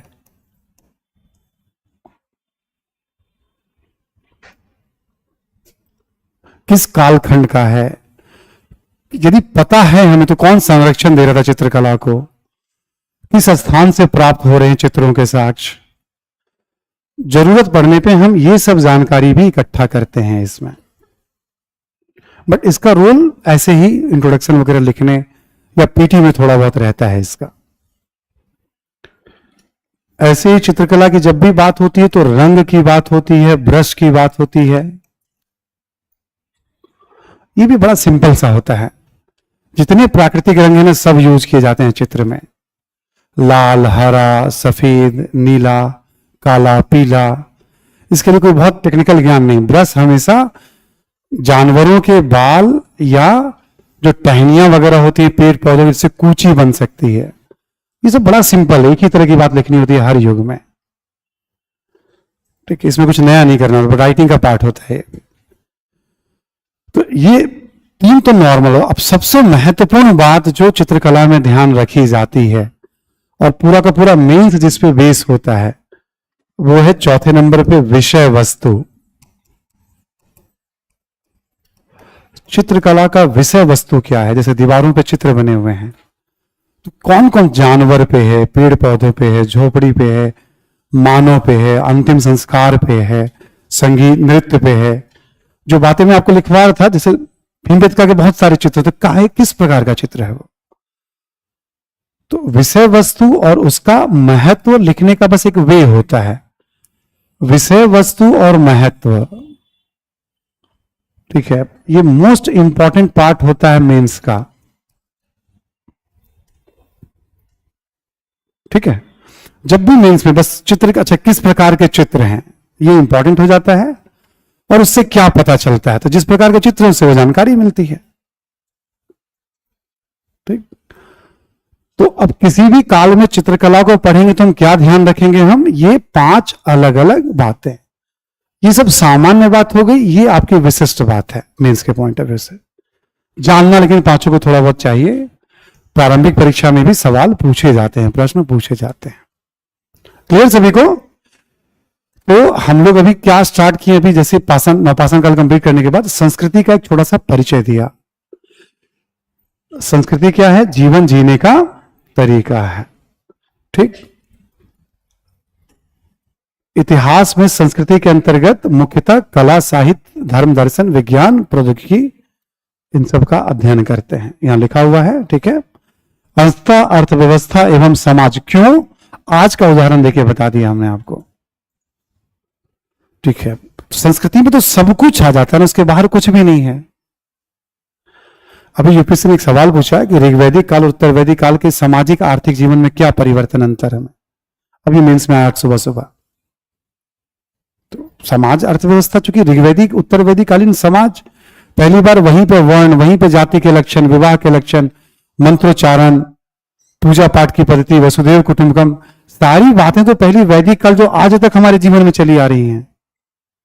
किसी को लगा कि नहीं उसी दौर में जाकर के हम लिखेंगे, वैदिक काल में जाएंगे, ऋषि मुनि की तरह सोचेंगे, ध्यान करेंगे, तब वेदों का ज्ञान प्राप्त होगा, ईश्वरीय ज्ञान, तब हम बताएंगे अरे भाई हमें पढ़ना ही इस तरह से कि वो चीज हमारे जीवन में कहां है, तभी तो पूछा जा रहा है, ठीक। बस थोड़ा सा अवेयरनेस बढ़ाना होता है हमें पढ़ने के दौरान। आंसर था, तो संस्कृति के अंतर्गत क्या पढ़ना, ये क्लियर हो गया आपको, यहां पर रख दिया हमने, है ना। इसी में हमने कला को थोड़ा ठीक से डिफाइन कर दिया, क्योंकि सबसे ज्यादा सवाल कला पे ही होते हैं मेंस में। आपसे कह दिया जाए कला, तो आपको सारी बातें जो नहीं है वो नहीं बतानी है, जो है वो बता, जैसे हड़प्पा कालीन कला, तो आपको सारी बातें बतानी पड़ेंगी। जो साक्ष्य नहीं वो नहीं बताइए आप।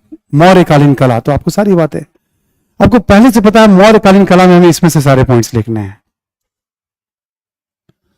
बाकी संस्कृति कह देगा मौर्यकालीन संस्कृति, हड़प्पाकालीन संस्कृति, पहले आप ये बताएंगे, फिर आप समाज अर्थव्यवस्था का जिक्र उसमें।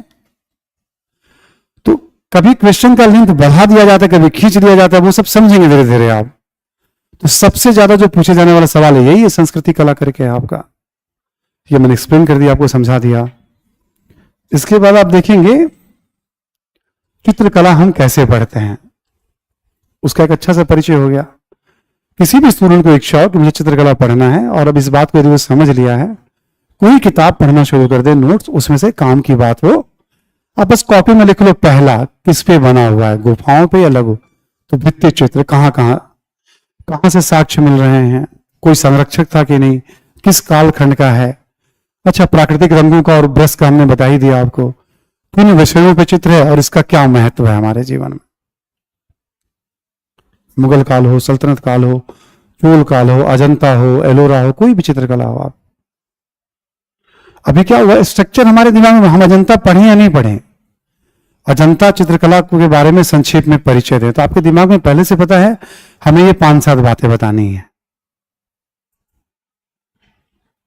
सुन रहे ना सभी लोग? लग तो रहा है बात समझ में आ रही है, ठीक। हमने साफ साफ कहा एंशिएंट मेडिवल हिस्ट्री बहुत आसान है मेंस में। अब एकदम आसान मत मान लीजिएगा, मैं अपनी भाषा में कह रहा हूं, पढ़ना बहुत है आपको, बट सीधे सीधे स्ट्रक्चर है इसके, बस वो साफ साफ समझ लेना है, ठीक है। क्या क्या करना है हमें, पढ़ना बहुत है। चलिए अब हम लोग क्या करते हैं, थोड़ा बहुत जितना टाइम उसमें लिख लेते हैं।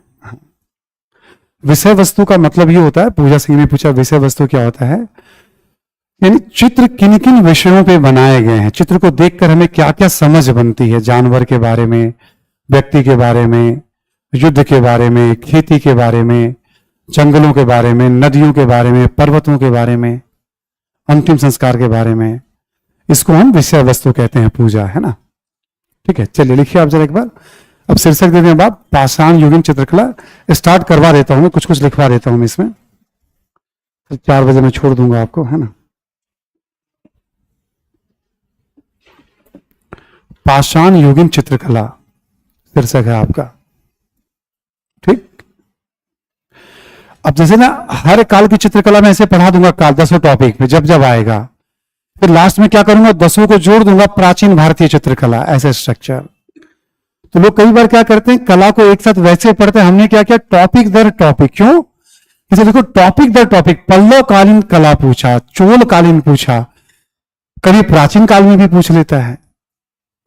तो हम जब डायरेक्ट पढ़ते हैं एक साथ वैसे करके, तो हम उस काल पे लिख नहीं पाते हैं, इसलिए वो मेथड ही ठीक नहीं है डायरेक्ट पढ़ने वाला।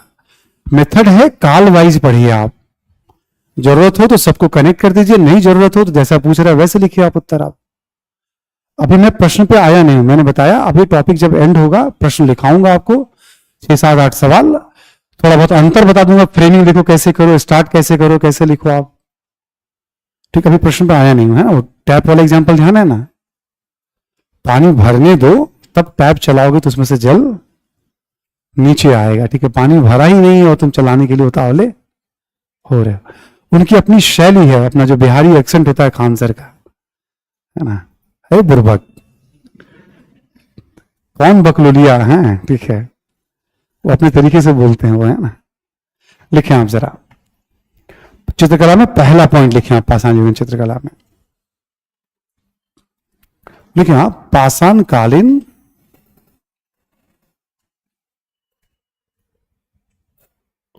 पाषाण कालीन चित्रकला के साक्ष्य, चित्रकला के साक्ष्य भारत के अलग अलग क्षेत्रों से मिलते हैं।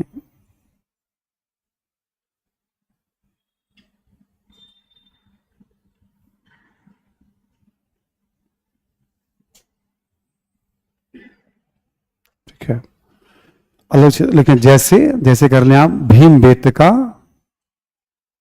भीमबेटका, कॉमा लेके लिखें आप, मिर्जापुर। मिर्जापुर में ना अलग अलग पहाड़ियों का नाम है। ठीक, भीमबेटका, मिर्जापुर, कॉमा लेके लिखें आप, पंचमढ़ी, पंचमढ़ी, फिर कॉमा लेके लिखें आप, पटने, पटना मत लिखिएगा, पटने, याद है ना, नासिक और पटने की बात मैंने की थी आपसे, है ना, तो पटने से भी मिल रहा है हमें, इसी में कॉमा देके लिखें आप, और भी, है ना। लिखें आप, लद्दाख, लद्दाख, कॉमा, दक्षिण एवं पश्चिम भारत के, दक्षिण एवं पश्चिम भारत के कई स्थलों से,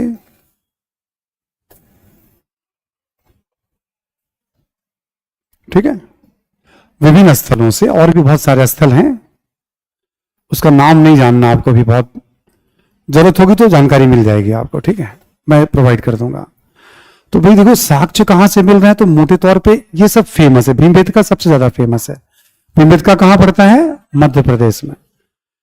भीमबेटका वाले क्षेत्र में लगभग 642 गुफाएं हैं जहां आदि मानव रहते थे, जिसमें 400 से अधिक गुफाओं में चित्रों के साक्ष्य मिलते हैं। ठीक, 400 से अधिक गुफाओं में, तो थोड़ा यूनिक है वो भीमबेटका जो है अपने आप में। अगला पॉइंट लिखें आप, लिखें, इन स्थलों से, इन स्थलों से गुफाओं के दीवारों से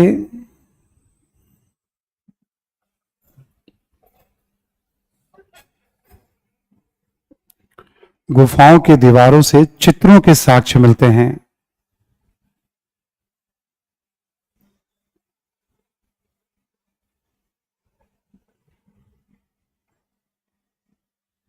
ठीक। तो हमने क्या बताया, दीवारों पर गुफा, यानी ये क्या कहलाएगा, भित्ति चित्र। ये क्या कहलाएगा, गुफा चित्र का साक्ष्य, भित्ति चित्र का साक्ष्य। यहां तो बात समझ में आ रही सभी को। ये पूरा स्ट्रक्चर ही मैं लिखवा दूंगा बात करते करते, पूरा पाषाणकालीन चित्रकला आपका कंप्लीट, कैसे इस्तेमाल करते हैं इसको। ठीक, 4 बज गए हैं और दूसरी क्लास भी होगी, है ना। ठीक, 2 घंटे तो निकल जा रहे हैं बातचीत करते करते, पता ही नहीं चल रहा है। दूसरी क्लास भी है, हम बात तो करने के लिए रुक जाएंगे यहाँ पे हम, फिर बाकी बच्चों का भी कुछ क्लास वगैरह है। प्रबंधन का यही कहा गया है, अनुशासन सबको मानना है, मुझे भी मानना है ना। ठीक है, मैं भी यहाँ हूं और कुछ बात कर रहा हूं तो हम करते हैं हम लोग बातचीत। ठीक है, सभी ऑनलाइन स्टूडेंट्स को भी थैंक यू और आप सभी को भी थैंक यू। आप सब दूसरी क्लास करिए, है ना। आप सबको कुछ बात करनी है तो मैं उपलब्ध हूँ।